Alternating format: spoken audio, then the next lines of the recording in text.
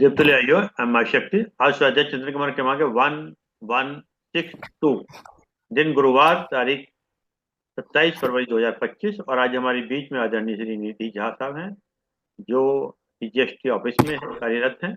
आज आपने जो विषय लिया है वो लिया मेरी सड़क के लोग, केदारनाथ सिंह की दुनिया। इससे पूर्व हम लोग काफी चर्चा कर रहे थे कि केदारनाथ सिंह साहब को कैसे उनको 49वां ज्ञानपीठ पुरस्कार मिला और किस प्रकार से कहाँ के बलिया के रहने वाले थे। 82 वर्ष तक आप रहे अपना। तो मैं ज्यादा समय नहीं लेते हुए आदरणीय निधि झा साहब से निवेदन करता हूँ कि आपका जो टॉपिक है मेरी सड़क के लोग, उस पर अपना उद्बोधन जारी करें। आदरणीय निधि झा। धन्यवाद सर। आशा करता हूँ मेरी आवाज सही से आ रही है, कोई उसमें या बिल्कुल सही है, बिल्कुल ठीक है। ठीक ठीक। आज का जो विषय हम लोगों ने रखा है मेरी सड़क के लोग, ये मेरे संज्ञान में दूसरा विषय है जिसका संबंध हिंदी भाषा और हिंदी भाषा के साहित्यकारों से है, जो आपके मंच पर हो रहा है मेरे संज्ञान में। पिछला व्याख्यान दिनकर पर हुआ था और आज का जो व्याख्यान है वो केदारनाथ सिंह पर है। केदारनाथ सिंह की ही एक कविता से बात शुरू करूंगा मैं। भाषा पर लिखते हुए वो एक दफा लिखते हैं कि जैसे चींटियां लौटती है बिलों में, कठफोड़वा लौटता है काठ के पास, और वायुयान लौटते हैं डैन पसारे हुए हवाई अड्डे की ओर। ओ मेरी भाषा, मैं लौटता हूं तुम में, जब चुप रहते रहते अकड़ जाती है मेरी जीभ और दुखने लगती है मेरी आत्मा। एक कवि को आप सुनिए, आप एक रचनाकार को सुनिए, वो कह रहा है कि मैं अपनी भाषा के पास लौटता हूं कब? जब चुप रहते रहते अकड़ जाती है मेरी जीभ और दुखने लगती है मेरी आत्मा। वो आत्मा में जो टूटन है वो उसे क्यों महसूस हो रही? उसी टूटन में जो आज का विषय है मेरी सड़क के लोग, उसकी कुंजी। वो टूटन इस बात की थी, केदारनाथ सिंह के बारे में हिंदी के एक वरिष्ठ आलोचक परमानंद श्रीवास्तव जी ने लिखा कि शायद आधुनिक दौर में केदारनाथ सिंह इकलौते ऐसे कवि हैं जिनके यहाँ गांव और शहर के बीच की जो टूटन है, वो जो पुल हमने खड़ा किया और उस पुल के इस पार से उस पार लोगों को आते हुए देखा, और जो इस पार आ गए उनके भीतर जो छटपटाहट देखी, जो ऊब देखी, जो मोहभंग की स्थिति देखी एक समय के बाद, वो एक संश्लिष्टता जो केदारनाथ सिंह के यहाँ दिखती है, वो शायद कहीं भी हिंदी साहित्य में, आधुनिक हिंदी साहित्य में आपको देखने को नहीं मिलेगी। वो अपने तरह के इकलौते कवि हैं और शायद वो टूटन जब देखते हैं, इसलिए केदारनाथ सिंह लिखते हैं कि मैं भाषा तुम्हारे पास लौटता हूं, और उस पीड़ा का बयान वो अपनी भाषा में करते हैं और वो कविताओं का एक संसार रचते हैं, गद्य का एक संसार रचते हैं। कविता उनकी नजर में क्या थी, उसी पर उनकी एक बड़ी खूबसूरत कविता है। वो कहते हैं कविता क्या है? हाथ की तरफ उठा हुआ हाथ। अब सोचिए कितना खूबसूरत ये बिंब है कि हाथ की तरफ उठा हुआ हाथ, देह की तरफ झुकी हुई आत्मा, मृत्यु की तरफ घूरती हुई आंखें। क्या है कविता? कोई हमला, हमले के बाद पैरों को खोजते लहूलुहान जूते, नायक की चुप्पी, विदूषक की चीख, बालों के गिरने पर नाई की चिंता, एक पत्ती के टूटने पर राष्ट्र का शोक। तो वो जो चिंतन का एक विराटता है उनकी, आप देखिए वो कविता को मनुष्यता के पक्ष में खड़ा कर रहे हैं, उन चिंताओं के पक्ष में खड़ा कर रहे हैं जिसके बारे में मैं आगे बात करूंगा, जो उनके साहित्य की एक मूल चिंता थी। और वो मूल चिंता क्या थी कि एक वर्ग था समाज का, एक वर्ग था समाज का जिसको वो देख पाते थे अपने साथ हमेशा। वो दिल्ली में रहे, वो गोरखपुर में रहे, वो बनारस में रहे, पर वो जगह जहां पे केदार दादा का जन्म हुआ, चकिया, उत्तर प्रदेश के बलिया जिले का वो गांव, उस जगह के लोग, और शहर में जो वो लोगों का एक समाज एक झुरमुट देख रहे थे, वो जो विकास की गाड़ी जिसको वो सोच रहे थे कि मैं यहां से इस शहर निकलूंगा, उस शहर निकलूंगा और खींचकर यहां ले आऊंगा, उस विकास की गाड़ी से जो उनका मोहभंग होता है और उसके पीछे जो लोग छूट जाते हैं, उन सबकी जो पीड़ा है वो आप रेगुलर केदारनाथ सिंह जी के साहित्य में देखने को मिलेगी। और ये कविता, ये जो भाषा का संघर्ष था, इसलिए केदारनाथ सिंह यहाँ पे बहुत महत्वपूर्ण कवि के तौर पर हमारे सामने उभर करके आते हैं। और इसलिए केदारनाथ सिंह जी की जो दुनिया है वो हमें देखने को मिलती है कि उसमें एक जन है जो कहीं पीछे छूटा हुआ, एक गांव है जो कहीं पीछे छूटा हुआ है, एक पूरी प्राकृतिक व्यवस्था है, एक जीने के मानवीय मूल्यों की जो हम बार बार बात करते हैं कि बेसिक ह्यूमैनिटी जो है वो हमारे विकास की गाथा में कहीं पीछे से छूट रही है, उसको खो देने की पीड़ा है, वो बार बार आपको केदारनाथ सिंह की कविताओं में देखने को मिले। और कविताओं पर बड़ा भरोसा था उनको। उनको ये लगता था कि जब सब कुछ खत्म हो जाएगा तभी कविताएं जो हैं वो उम्मीद के किरण की तरह उनके साथ कहीं खड़ी रहेंगी। मैं आपको एक किताब दिखाता हूं, उनकी 2014 में आई किताब है, सृष्टि पर पहरा। आप जब भी कोई किताब पलटते होंगे, हर लेखक किसी ना किसी को समर्पित करता है कोई किताब। और मैं जब इस किताब को पलट रहा था तो बड़ी खूबसूरत चीज मुझे देखने को मिली। वो इस पन्ने पर, पहला पन्ना जो है, वो लिखते हैं, किसको समर्पित कर रहे हैं? वो कह रहे हैं अपने गांव के लोगों को जिन तक ये किताब कभी नहीं पहुंचे। आप सोचिए कितना खूबसूरत लग रहा है ये पढ़ते हुए मुझे, एक पाठक के तौर पर यहीं से वो विषय आता है, मेरी सड़क के लोग। केदार दादा लिखते हैं, मेरी भाषा के लोग मेरी सड़क के लोग हैं। तो ये जो गांव के लोग हैं जिन तक ये किताब कभी नहीं पहुंचेगी, उन तक, उनकी दुनिया तक, उनकी पीड़ा तक, और वो गांव के जो लोग उठ के शहर में आ गए हैं और किस प्रकार का जीवन जी रहे हैं, ये सब केदार दादा के सड़क के लोग। और इन सड़क के आसपास खेत है, इन सड़क के आसपास धूप है, छांव है, नदी है, वो पेड़ पौधे हैं जिनका नाम शायद हमारी पीढ़ी के लोग लेना भूल गए हैं, ये नाम शायद जानते भी ना। तो केदार दादा के जो सड़क के लोग हैं, इसलिए उनका जो साहित्य है अपने आप में एक अनूठा साहित्य है। वो सड़क का व्यक्ति एक अजीब सी ट्रांजिशन की अवस्था में भी है। वो ना केवल वो सड़क के लोग हैं जो पीछे छूट गए। एक कविता मुझे केदार दादा की याद आ रही है, आकुसपुर। बड़ी खूबसूरत कविता है जिसमें वो कहते हैं कि आकुसपुर नहीं रुकी ट्रेन, चली गई छोड़कर आकुसपुर। आकुसपुर एक छोटा सा गांव है, आप समझिए। वो कहते हैं आकुसपुर नहीं रुकी ट्रेन, चली गई छोड़कर आकुसपुर। एक चिड़िया वहां पे बैठी हुई है ऊपर तार पर, और वो दूसरी चिड़िया को देखती है, और एक चिड़िया दूसरी चिड़िया से पूछती है, तो फिर आखिर धरती पर क्यों है आकुसपुर? रामदर्श मिश्र जी की एक कविता है, राजधानी, राजधानी एक्सप्रेस। वो कहते हैं राजधानी एक्सप्रेस जा रही है राजरानी की तरह, और जो आसपास के छोटे स्टेशन हैं वो सांस थामे खड़े हैं अपनी अपनी गठरियां थामे। विकास की महागाथा में जब आकुसपुर जैसे छोटे छोटे गांव, आकुसपुर को आप केदार दादा का अपना गांव चकिया समझ लीजिए, तो वो पक्षी पूछता आखिर क्यों है धरती पर आकुसपुर? जब वहां पे ट्रेन नहीं रुकती, विकास की कोई बड़ी गाड़ी नहीं पहुंची, तो ऐसे में उस आकुसपुर का औचित्य क्या? लेकिन तमाम सारे इसके संदर्भ हैं जिसको हम देखेंगे। तो सबसे पहले हम शुरुआत करेंगे केदार दादा के थोड़े से व्यक्तिगत परिचय के साथ, और वो कौन लोग हैं जिन पर बार बार केदार दादा की नजर जाती थी। वो लिखते थे एक जगह, ये कौन हैं लोग जो कि मेरे हैं, इनके चेहरे को देखकर मुझे अपनी घड़ी सुई ठीक क्यों करनी पड़ती है बार बार, आखिर वे भी तो मेरे हैं चाहे जहां भी रहते हैं। तो देखिए, इनके चेहरे को देखकर क्यों उनको अपनी घड़ी सुई ठीक करनी है पड़ती है बार बार, मतलब एक वक्त का जो फासला है वो उन्हें स्पष्ट महसूस होता है कि वो कहाँ निकल के आए हैं और वो कौन लोग हैं जो उनके हैं, जिनको वो देखते हैं तो उनको लगता है कि शायद ये लोग कहीं पीछे छूटे हुए हैं। पर क्या वो पीछे छूटना गलत था? क्या वो पीछे छूटने के क्या मायने हैं आर्थिक विकास की प्रक्रिया में, मानवता के विकास की प्रक्रिया में? उन सारी चीजों को हम केदारनाथ सिंह के साहित्य में, जैसे जैसे मैं आगे बात करूंगा, हम देखेंगे। खैर, केदारनाथ सिंह जी का जो जन्म है वो 19 नवंबर 1934 को चकिया में, जैसा कि मैंने बताया, बलिया में हुआ था। ये गंगा और सरयू नदी का एक सर दोआब इसका जन्म है। 7 जुलाई को हुआ था सर। दोआब क्षेत्र होने के नाते हुआ ये कि आप केदारनाथ सिंह के साहित्य में बार बार नदी, पानी, नदियों में आकर के लौटने वाले पक्षियों का बिंब, ये सारी चीजें आप देखें। बाढ़ बहुत आती थी, बाढ़ का जिक्र आपको केदार दादा के साहित्य में बहुत मिलेगा। तो दोआब क्षेत्र से होने के नाते और मिट्टी से जुड़े होने के नाते जो मिट्टी का संस्कार है ना, वो उनके व्यक्तित्व में बड़ा जबरदस्त आ गया था। केदार दादा एक जगह कहते हैं, हमारा गांव जो है ऊंचाई पर है, बाढ़ आने पर टापू सा घिर जाता है, सुरक्षा के लिए सांप घड़ियाल बैठक तक चले आते हैं, तब वो शत्रु नहीं होते, मेहमान होते। तो आप सोचिए प्रकृति के साथ कितना जबरदस्त तादाद में बैठा हुआ है इस व्यवस्था का, आश्रित होते हैं। प्रकृति का जो प्रभाव मेरे मन में है उसमें सबसे ज्यादा नदी ही मन में घुमड़ती। नदी पर बहुत गहरा लगाव है केदार दादा का, और आप बार बार उनके साहित्य में, कविताओं में देखेंगे कि वो नदी जो है लौट के बार बार आती है, वो तमाम अर्थों को लेकर के आती है। तो ये केदार दादा की एक खास बात थी। उनकी माता जो थी श्रीमती लालझरी, उनके पिता श्री डोमन सिंह, उनके पिता जो थे वो मूल रूप से किसान थे, पर साथ ही साथ कांग्रेस के कार्यकर्ता थे।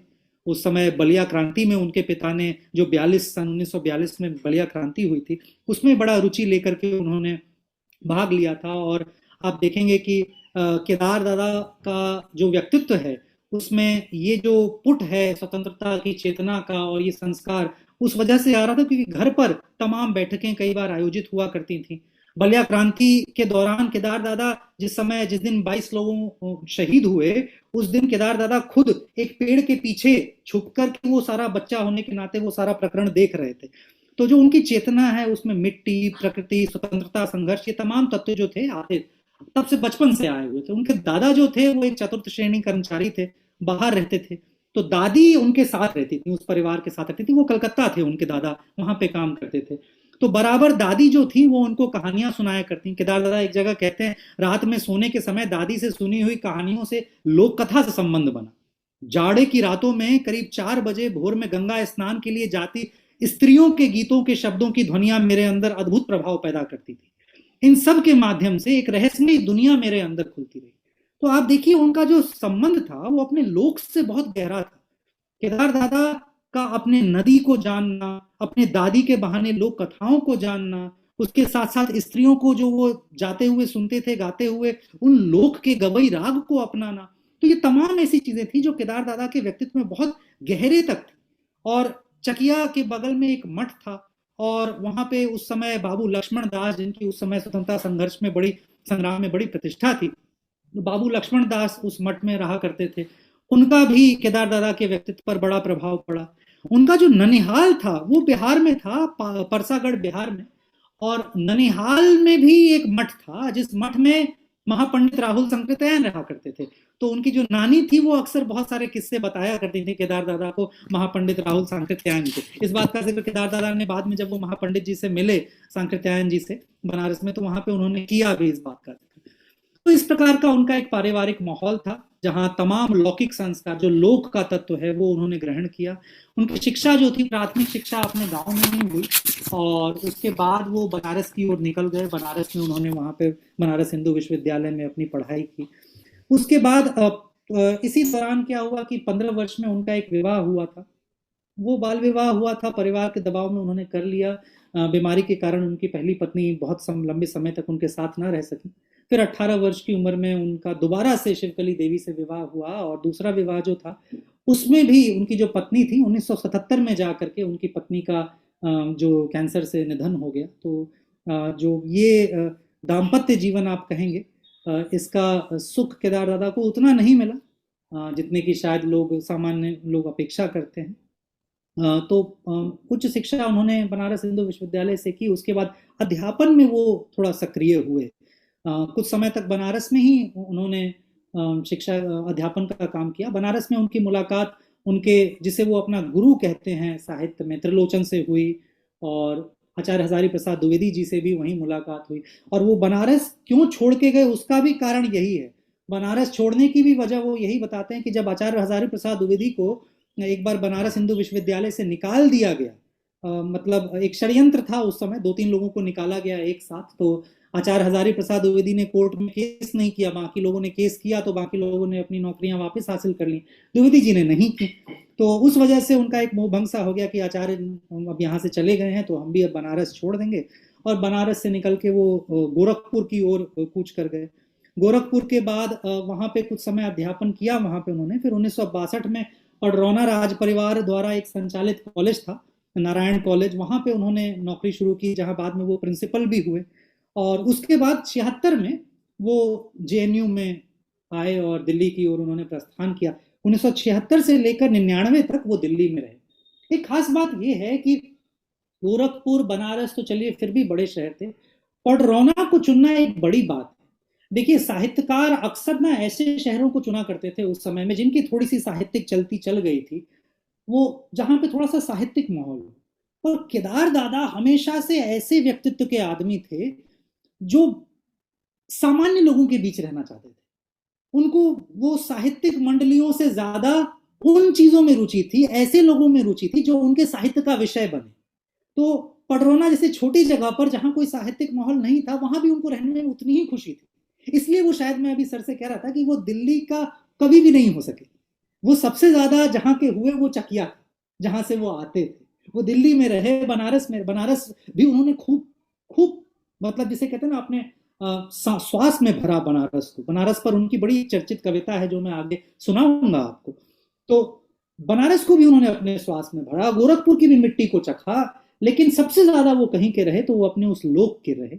और उस लोक से जो जुड़ाव था वो इसलिए साहित्यकारों की महफिल में, जिसे आप कहेंगे, एसोसिएट खुद को बहुत हमेशा नहीं करते थे। व्यक्तित्व थोड़ा सा उनका ना संकोची किस्म का व्यक्तित्व था, खुलने में उनको थोड़ा समय लगता था किसी के साथ भी।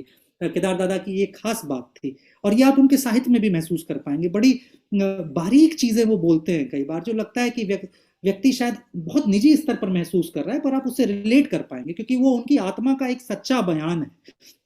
तो ये उनके व्यक्तित्व में, एक जगह उन्होंने लिखा भी है कि दिल्ली हो कि पनामा अपना ठाठ यही है, दिल्ली हो कि पनामा अपना ठाठ यही है, कुर्ता और पजामा। अपनी तो यह होली हिंदी में घुल जाए टुक भोजपुरिया बोली। तो उनकी बोली क्या है जिसमें दो टुक भोजपुरिया बोली मिली हो। वो कहते भी थे कि हिंदी मेरा देश है, अब भोजपुरी मेरा घर। घर से निकलता हूं तो लौट आता हूं देश में, देश से निकल आता हूं तो लौट आता हूं घर।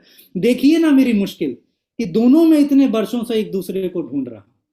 तो वो जो भोजपुरी का संस्कार है, इसलिए आप उनकी आरंभिक कविताएं जब देखेंगे ना तो वो भोजपुरी के लय में हैं। ज्यादातर आरंभ में जो 50 से 60 के दशक के बीच की कविताएं हैं केदार दादा की, अब बात करते हैं उनकी शुरुआती कविताओं की, तो वहां पे भोजपुरी का स्पष्ट प्रभाव है। बाद में हालांकि उन्होंने स्वतंत्र रूप से भोजपुरी में भी लेखन किया और वो चीजें सामने आई। तो व्यक्तित्व मतलब मिला जुला सा था। धोती कुर्ता अक्सर पहनते थे, धोती कुर्ता पजामा अपना पहन लिया, एक चश्मा, पतले दुबले किस्म के थे। तो वो जो देहात है, वो जो गवई ठाठ है, वो कभी उनके व्यक्तित्व से गया नहीं। और वो जो जनसाधारण के बीच रहने की उनकी आकांक्षा थी, वो जनसाधारण पहनते भी थे। जनता के बीच रहने के लिए जनता जैसी बातें करना, जनता जैसा ओढ़ना पहनना, ये उनकी एक खास बात थी। मतलब वो साहित्यकारों वाला एक लहजा जिसे आप पहचानते हैं, शायद झूला आ जाएगा या कुछ एक विशेष चलने का या बोलने का तरीका आ जाएगा, वो नहीं था उनका। तो जो उनकी शुरुआती कविताएं हैं आप उसमें देखेंगे 1950 से 60 का जो दौर है, वहां पे उनका पैसे पहली कविता तो उनकी कॉलेज में छपी, सुभाष पर उन्होंने कविता लिखी थी। उसके बाद प्रतीक में उनके कुछ गीत छपे, और फिर अगेन 59 में तार सप्तक में जो निकला, वहां पे इनकी कुछ कविताओं का चयन किया, जो कि एक बड़ी बात थी। तार सप्तक उस समय अज्ञे द्वारा जो निकाला जा रहा था, उसमें कवियों का आना एक बड़ी पदवी उस समय मिलना होता था। तो अज्ञे जब इनसे कविताएं ले गए तो पहले तो इनको कोई प्रतिक्रिया नहीं मिली, पर अचानक से एक दिन इनको पत्र आया कि मैं आपकी कुछ कविताएं छापना चाहता हूँ, अनुमति हो तो वो तार सप्तक में छपना एक, आप कहिए कि एक ब्रेक मोमेंट था इनके लिए। उसके बाद जो शुरुआती कविताएं हैं आप उसमें गीत वाला टोन देखेंगे। वो कहते हैं धान उगेंगे कि प्राण उगेंगे, उगेंगे हमारे खेत में, आना जी बादल जरूर, आना जी बादल जरूर, धान कापेंगे कि प्राण कपेंगे, कपेंगे हमारे खेत में, आना जी बादल जरूर। झड़ने लगे नीम के पत्ते, बढ़ने लगी उदासी मन की, ओ सुनो बीज वर्षी बादल। इसमें देखिए थोड़ा सा निराला वाला टोन है। मतलब आप अगर बादलों को एड्रेस करने का आप देखेंगे तो जिस तरीके से निराला एड्रेस करते थे, उस तरीके से केदार दादा एड्रेस कर रहे हैं। ओ सुनो बीज वर्षी बादल, ओ सुनो अन्न वर्षी बादल, हम पंख मांगते हैं, हम नए फेन के उजले उजले शंख मांगते हैं। तो ये एक शुरुआती दौर का केदार दादा का विधान था लिखने का, जिसमें गीत ज्यादा था और वो गीत की लय थी, वो उद्गार ज्यादा था। अभी विचार नहीं आया है, अभी छोटे छोटे उद्गार आप देखेंगे, पर विचार जब आता है तो केदार दादा मेरे ख्याल से निराला से के आसपास की प्रगतिशीलता जो है वो बोरो करते हैं। 60 के बाद होता क्या है कि लगभग 20 वर्षों तक केदार दादा की कोई किताब नहीं आती है, कोई कविता छपती नहीं है। इस गैप को बहुत बहुत तरीकों से समझा जा सकता है। देखिए केदार दादा कभी भी हड़बड़ी वाले व्यक्ति नहीं थे। मतलब वो हड़बड़ी में ना लिखना जानते थे, ना हड़बड़ी में बातें करना जानते थे। उन्होंने इन 20 वर्षों में जो समाज के बनने और टूटने की प्रक्रिया है उस पर अपनी निगाह बनाए रखी। 60 का वो दशक है जहां पे आप सो कॉल्ड नेहरूवियन विजन को जमीन पर उतरते हुए देख रहे हैं। आपने देखा कि वो सोशलिस्टिक मॉडल कैसे इंप्लीमेंट हुआ। फिर 60 के बाद आप थोड़ा सा आगे बढ़ते हैं तो वो मोहभंग की अवस्था भी आती है, जो बहुत सारे लोगों ने नई कविता जब लिखी गई हिंदी में 60 के बाद, तो वो जो नेहरू का जो मॉडल था जो कि जमीन पे नहीं उतरा, या जिससे कुछ लोगों को जो आकांक्षाएं थी वो नहीं पूरी हुई, तो उसके बाद जैसे नागार्जुन के यहाँ देखिए, नागार्जुन बहुत आड़े हाथों लेते हैं, तो ऐसे लोग लिखने लगे थे कि भाई अब मोहभंग हो गया, तो मोहभंग की कविता लिखी जा रही थी। केदार ने वैसा भी कुछ नहीं लिखा, वो वेट एंड वॉच के उस मूड में। केदार जो थे वो लाउड होना चाहते थे, पर वो बयानबाजी में फंसकर या विचार से हावी कविताओं को लिख करके लाउड नहीं होना चाहते। हुआ क्या कि 60 के बाद की जो हिंदी कविता आई उसमें विचार हावी हो गया। लोग जो देख रहे थे, जो मोहभंग उनका नेहरू के विजन से हुआ, या जो भी चीजें वो जमीन पर यथार्थ को देख रहे थे, तुरंत उस पर लिखने लगे। केदार ने कोई हड़बड़ी नहीं मचाई। केदारनाथ सिंह जी ने समय लिया अपना, और उन्होंने अपने भीतर उस विचार बोध को पकने दिया। मोहन राकेश हिंदी के एक बड़े साहित्यकार हैं, उन्होंने बड़ा अच्छा एक जगह लिखा अपनी डायरी में। देखिए, दो प्रकार से रचनाएं लिखी जाती हैं। एक तो वो जिसे आप कहते हैं poetry is the spontaneous flow of powerful emotion, मन में विचार आए और गढ़ दो। राकेश जी ने कहा कि मैं ना अपने विचार को उस तरीके से अपने मन में रखा हूं जिस तरीके से सेलर में रखा शराब मैच्योर होता है। जितना देर आप सेलर में शराब को छोड़िए, उतना उस वाइन में मैच्योरिटी आती है, उतना उसके टेस्ट में अभिवृद्धि होती है। तो उसी तरीके से वो विचार को मांगो, कहते थे कि मैं परिपक्व होने देता हूँ, मैं पकने देता हूँ उसको। तो इसलिए 20 वर्षों के बाद जब केदारनाथ सिंह का पहला संग्रह आया, तो उस संग्रह का भी नाम है जमीन पक रही। तो वो जो जमीन पक रही है, आप उस नामकरण में केदारनाथ सिंह के मेटामॉर्फोसिस को समझ सकते हैं। आप समझ सकते हैं केदारनाथ सिंह को बनने की प्रक्रिया। वो प्रगतिशील सौंदर्य देखिए, जहां पे वो धीरे धीरे गंगा, सूर्य, इन सब चीजों की बात करते हैं, पर प्रगतिशीलता देखिए उसकी, कि गंगा की ओर देखा और मुस्कुराया। यह एक थके हुए बूढ़े मल्लाह की मुस्कान, जिसमें कोई पछतावा नहीं था, अगर थी तो एक सच्ची और गहरी कृतज्ञता, प्रकृति के प्रति गहरी कृतज्ञता गंगा को देखकर। सूर्य पर देखिए वो क्या लिख रहे हैं, ये रोटी में नमक की तरह प्रवेश करता है। एक बच्चा जगता है और घरे कोहरे में पिता की चाय के लिए दूध खरीदने नुक्कड़ की दुकान तक अकेला चला जाता है। एक पतीली गर्म होने लगती है, एक चेहरा लाल होना शुरू होता है, एक खूंखार चमक तंबाकू के खेतों से उठती है और आदमी के खून में टहलने लगती है। देखिए, सूर्य के निकलने की प्रक्रिया है और चेतना प्रगतिशील है। ये कोई प्रकृति का वर्णन नहीं है, वो तमाम लोगों पर नजर गड़ाए हुए हैं कि सूर्य निकला तो वो बच्चा निकला चाय का पतीला चढ़ाने, कोई खेत में निकला, तो सूर्य जो है वो खाने में नमक की तरह प्रवेश करता है। नमक कब आएगा? जब आप श्रम करेंगे। श्रम करके आप जीवन में नमक उतारते हैं। वो श्रम लोग अपने अपने क्षेत्र में अपने अपने अनुसार करते हैं। तो इनकी जो प्रगतिशील चेतना थी वो इन 20 वर्षों के दौरान डेवलप हो रही थी। अब माँ पर इनकी एक कविता पढ़िए, ये माँ की आवाज है। मैंने ये चक्की के अंदर माँ थी, मैंने कहा चक्की के अंदर माँ थी, पत्थरों की रगड़ और आटे की गंध से धीरे धीरे छन रही थी माँ की आवाज। फिर मैं सो गया, कब और कहां मुझे याद नहीं, सिर्फ चक्की चलती रही और माँ की आवाज आती रही रात। देखिए, चक्की के चलने में उन्हें माँ को तो आप तमाम तरीकों से याद कर सकते हैं, पर वो कैसे याद कर रहे हैं? उनका बिंब क्या है माँ तक पहुंचने का? वो चक्की। तो वो जो चकिया में चक्की चलती होगी, जिस तरीके से उन्होंने अपने गांव के समाज को देखा होगा, उस गांव के एक खूबसूरत और बिंब देखिए। सहसा बौछारों की ओट में दिख जाती है एक स्त्री उपले बटोरती हुई, बूंदों की मार से जल्दी जल्दी उपलों को बचाने की कोशिश में भींगती है वह, बचाती है उपले, कहीं से आती है उपलों से छनती हुई फूल की खुशबू। तो ये जो गांव की चेतना है, ये जो छोटे छोटे बिंबों पर उनकी नजर थी, वो इन सबको कलेक्ट कर रहे थे और इन सब में श्रम का सौंदर्य देख रहे थे। एक जो जीवन का नेचुरल फ्लो है श्रम का, क्योंकि बाद में जिसे वो टारगेट करेंगे आपके मैकेनाइज्ड सिविलाइजेशन के लेबर के कॉन्सेप्ट को। वो जो आपकी समाज ने एक सो कॉल्ड प्रोडक्शन का कल्चर खड़ा किया है, मास कंजम्पशन का कल्चर खड़ा किया है, वो सब इनको आड़े हाथे लेंगे, पर उसकी जमीन वो पका रहे हैं। देखिए, टमाटर बेचने वाली बुढ़िया, अब बुढ़िया के हाथ टमाटरों से खेल रहे हैं। वे एक भूरे टमाटर को धीरे से उठाती है और हरी पत्तियों के नीचे छिपा देती है माँ की तरह। तो वो बुढ़िया भी बाजार में बैठी हुई है और देख के सकपका गई कि उसका एक टमाटर उसके खेत में खराब है, तो उसको वो चुपचाप नीचे डाल देते, क्योंकि बाजार में जो चमकते हुए टमाटर हैं, जो सही टमाटर हैं, वही खरीदे जाएंगे। तो उसके बाद एक और प्रगतिशील चेतना की कविता देखिए। वो जाते हुए आदमी की नंगी पीठ थी।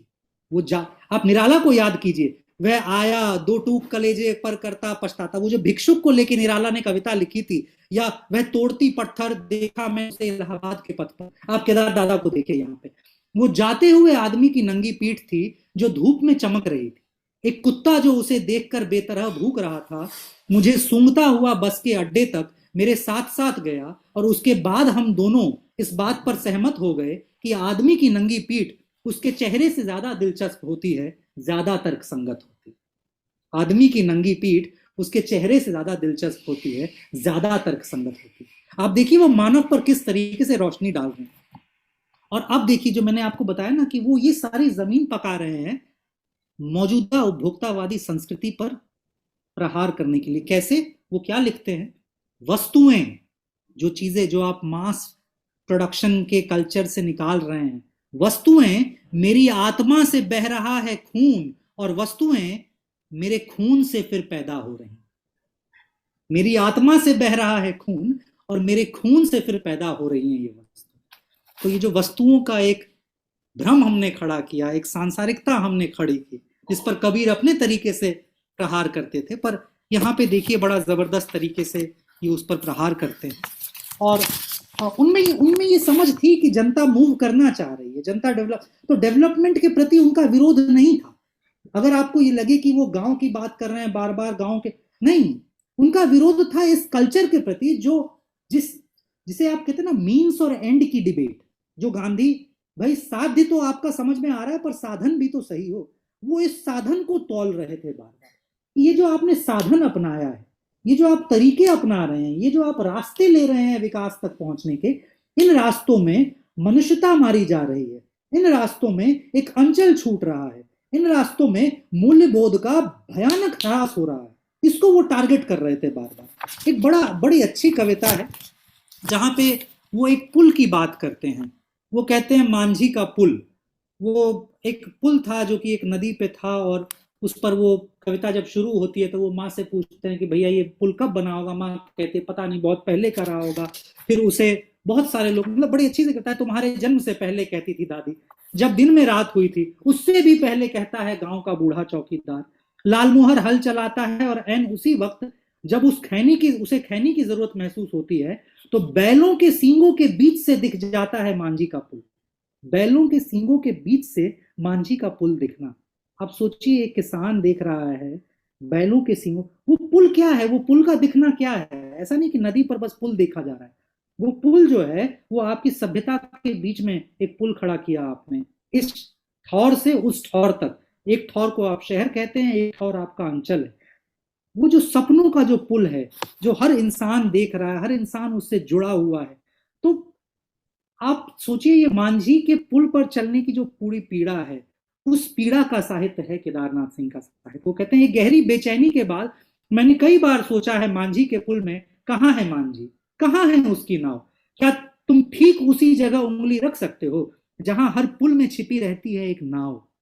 वो नाव क्या है, सपनों की एक नाव है जिस पर चढ़कर आदमी एक अंचल से दूसरे अंचल जाता है। तो ये बहुत खूबसूरत उनके यहाँ एक संवेदना थी, प्रगतिशील चेतना थी जो उनके यहाँ पक रही थी। और पकते पकते वो फिर अपने कस्बे पर आते हैं, और आप कस्बे की धूल और इन सारी चीजों का वर्णन आप देखेंगे तो उनको इस बात की बड़ी पीड़ा थी कि एक भारत तो बड़ा तेजी से बढ़ रहा है, पर एक भारत है जो पीछे छूट रहा है, एक उनका घर जहां पर है। वो कहते हैं मैंने वहां बहुत कुछ देखा, पर नक्शे में अपनी दीवार पर टके हुए दुनिया के उस महान नक्शे में मुझे नहीं मिला अपना घर। नक्शे में कोई राजा नहीं था पर कानून था नक्शे में। उस नक्शे में उन्हें अपना गांव नहीं दिखता है। वो व्यंग कर रहे हैं व्यवस्था पर कि नक्शे में कोई राजा नहीं दिखता है पर कानून तो है। कुछ एक विशेष जगहें हैं जहां तक विकास की वो गाड़ी पहुंच रही है और आंकुश पर कभी गाड़ी रुकती नहीं।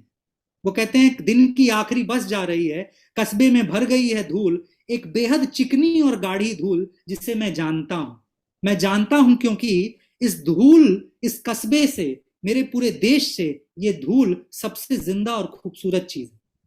वो धूल के सौंदर्य को पहचानते हैं। वो कह रहे हैं ये पूरे देश में, पूरे जितना भी कुछ मैं जानता हूं उसमें ये धूल मुझे सबसे जिंदा और खूबसूरत चीज लगती है, सबसे बेचैन, सबसे सक्रिय, पृथ्वी की सबसे ताजा और प्राचीनतम धूल जो यहाँ दिन भर आदमी के साथ साथ बुनती है रुई, बनाती है गारा, गरमाती है पानी, गुथती है आटा और चराती है बकरियां।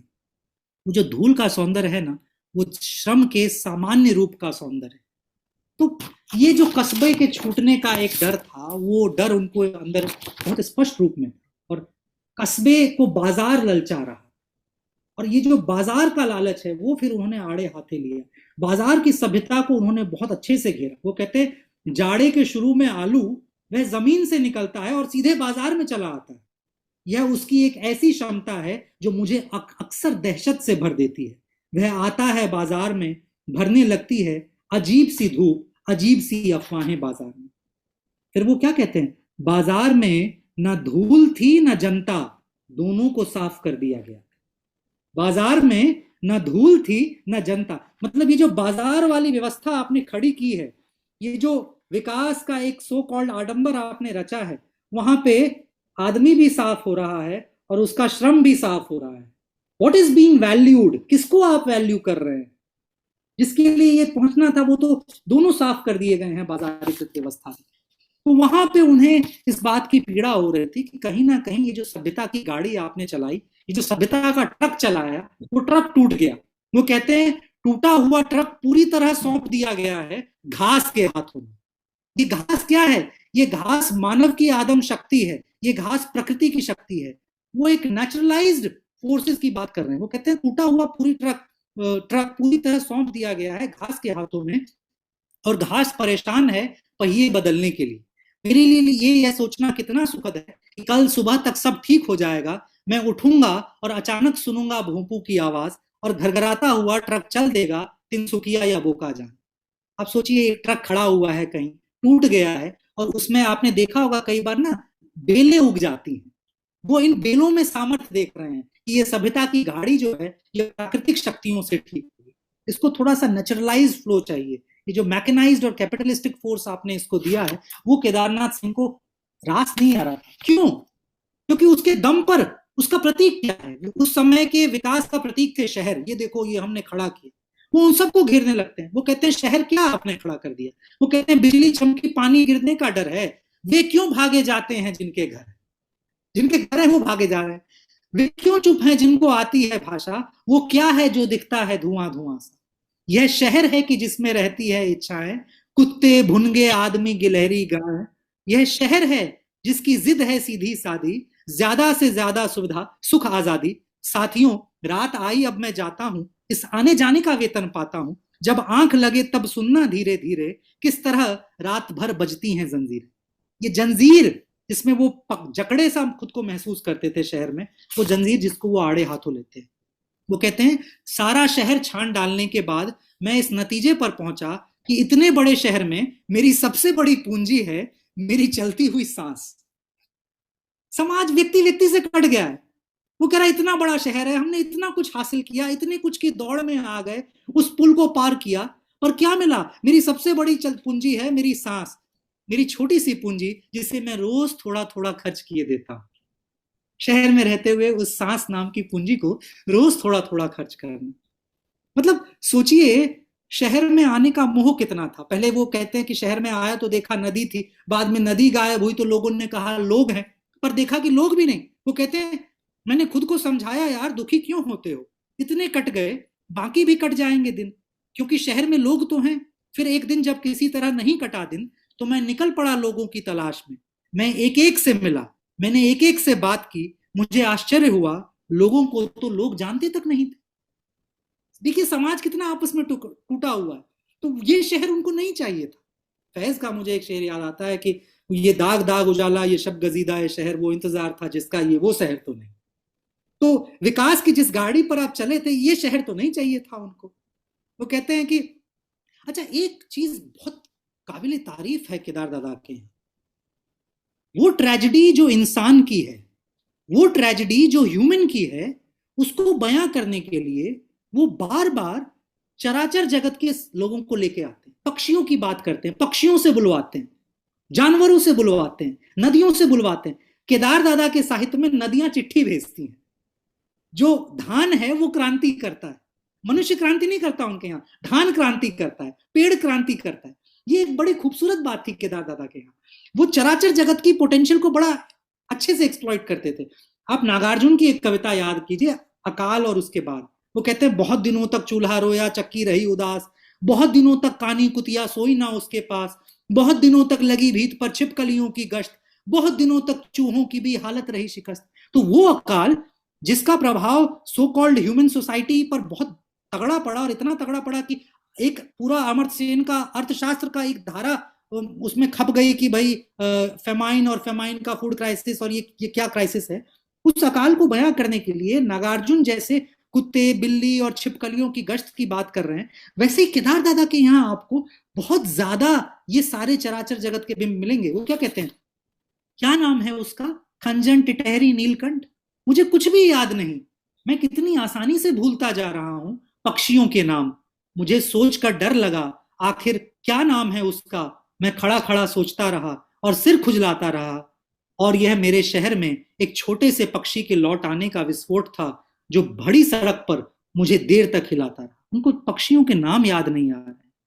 इस शहर ने उनको कितना खाया है, इस वेदना को समझिए। वो कहते हैं, नए शहर में बरगद जैसे मुझे जानता हो बरसों से देखो, उस दड़ियल बरगद को देखो, मुझे देखो तो कैसा लपका चला आ रहा है मेरी तरफ, और अफसोस कि चाय के लिए मैं उसे घर पर नहीं ले जा सकता। कितना अकेला है ये व्यक्ति शहर में। कहता बरगद को देखो, दड़ियल बरगद को देखो कि वो मेरी तरफ लपका चला आ रहा है। उसको लगता है कि बरगद एक ऐसी चीज है जो शायद उससे संवादरत है, पर वो उसे चाय के लिए घर नहीं ले जा सकता। आदमी मिलते नहीं है इस शहर में, बरगद से उसकी आत्मीयता महसूस होती है, पर और ये बरगद प्रतीकात्मक बरगद है, वो पूरी परंपरा जिसको आप कहते हैं वटवृक्ष की तरह आप संजोते हैं। तो बड़ा जबरदस्त शहर में जो टूटन थी वो इनके यहाँ बहुत ज्यादा है। शहर की ओर जाते हुए अपने बीहड़ आजादी में सड़क किनारे ठिठक गए थे बैल, बगल के खेत में ट्रैक्टर चलने का संगीत सुनते हुए, कितना त्रासद था, कितना मुग्धकारी बैलों का वह संगीत प्रेम। तो ये जो शहर वाली शहरी होने की जो पीड़ा है, ये केदार दादा के अंतिम समय तक थी। 2018 में जब उनका देहांत हुआ तब भी उनके भीतर ये पीड़ा थी कि वो दोबारा से उन गलियों में लौटना चाहते थे, पर साहित्यिक और ये तमाम सक्रियताओं की वजह से, और कुछ समय के बाद स्वास्थ्य एक कारण बन गया, बहुत बड़ा कारण बन गया स्वास्थ्य, जिसकी वजह से उन्हें यहाँ पे रहना पड़ा। तो ये पीड़ा, एक बड़ी खूबसूरत कविता मुझे याद आती है, मैं बात करना चाहता था पर रुकी ही नहीं गिलहरी, मैं बात करना चाहता था पर रुकी ही नहीं गिलहरी, क्या वह भी मुझे जानती थी निपट शहरी, क्या वह भी मुझे जानती थी निपट शहरी। देखिए, गिलहरी के बहाने अपने आप को कोसना, उस शहरी नागरिकता को कोसना जिस नागरिकता ने हम पर तमाम जंजीरें लगा दी हैं, तो ये बहुत एक खूबसूरत बिंब था, और जिसका मुझे कल्मिनेशन एक कविता जो कि बहुत ही जबरदस्त कविता है, और ये शायद आप मैं हम सब इससे रिलेट कर सकें। वो कहते हैं, मैं वहां पहुंचा और डर गया। आप सब सुनिएगा और खुद को ये प्रश्न कीजिएगा, अपनी अगली पीढ़ी को ये कविता दीजिएगा। मैं वहां पहुंचा और डर गया, मेरे शहर के लोगों, ये कितना भयानक है कि मेरी तुम्हारी सबकी सीढ़ियां इस शहर में मिलकर जिस ऊंचाई तक जाती हैं वहां कोई नहीं रहता। इस प्रश्न को महसूस कीजिए। ये प्रश्न एक कल्चरल क्राइसिस की ओर इशारा कर रहा है। ये प्रश्न एक डेवलपमेंटल डिस्कोर्स पर प्रश्न खड़ा कर रहा है कि मेरे शहर के लोगों, मेरी तुम्हारी सबकी सीढ़ियां जिस ऊंचाई तक जाती है वहां कोई नहीं रहता। जब नहीं रहता है तो क्यों ये खोखलापन, क्यों ये ढोंग हम विकसित है। केदार दादा में प्रहार की चेष्टा बड़ी जबरदस्त आई बाद में। आप देखिए 80 के बाद के जो जितने उनके कविता संग्रह हैं, यहाँ से देखो, या 2014 में जो आया सृष्टि पर पहरा, या उसके बाद उनके मरने के बाद जो छपी किताब मतदान केंद्र पर झपकी, सारी किताबों में ये प्रहार बहुत जबरदस्त है। और अब आप प्रहार के कुछ नमूने देखिए, और ये बड़ा स्पष्ट नमूना है, आपको लगेगा व्यंग का तेवर कितना जबरदस्त। ये केदार दादा की मैच्योरिटी दिखा रहा है। देखिए, हमने गवई संस्कार से शुरू किया था, देखिए वो कैसे मैच्योर हो रहे हैं एज अ साहित्यकार। और अंत में मैं घोषित करता हूं कि जो स्वस्थ है वह सबसे अधिक बीमार है, जो स्वस्थ है वो सबसे अधिक बीमार है, जो हंसता है उसे सहानुभूति की जरूरत है।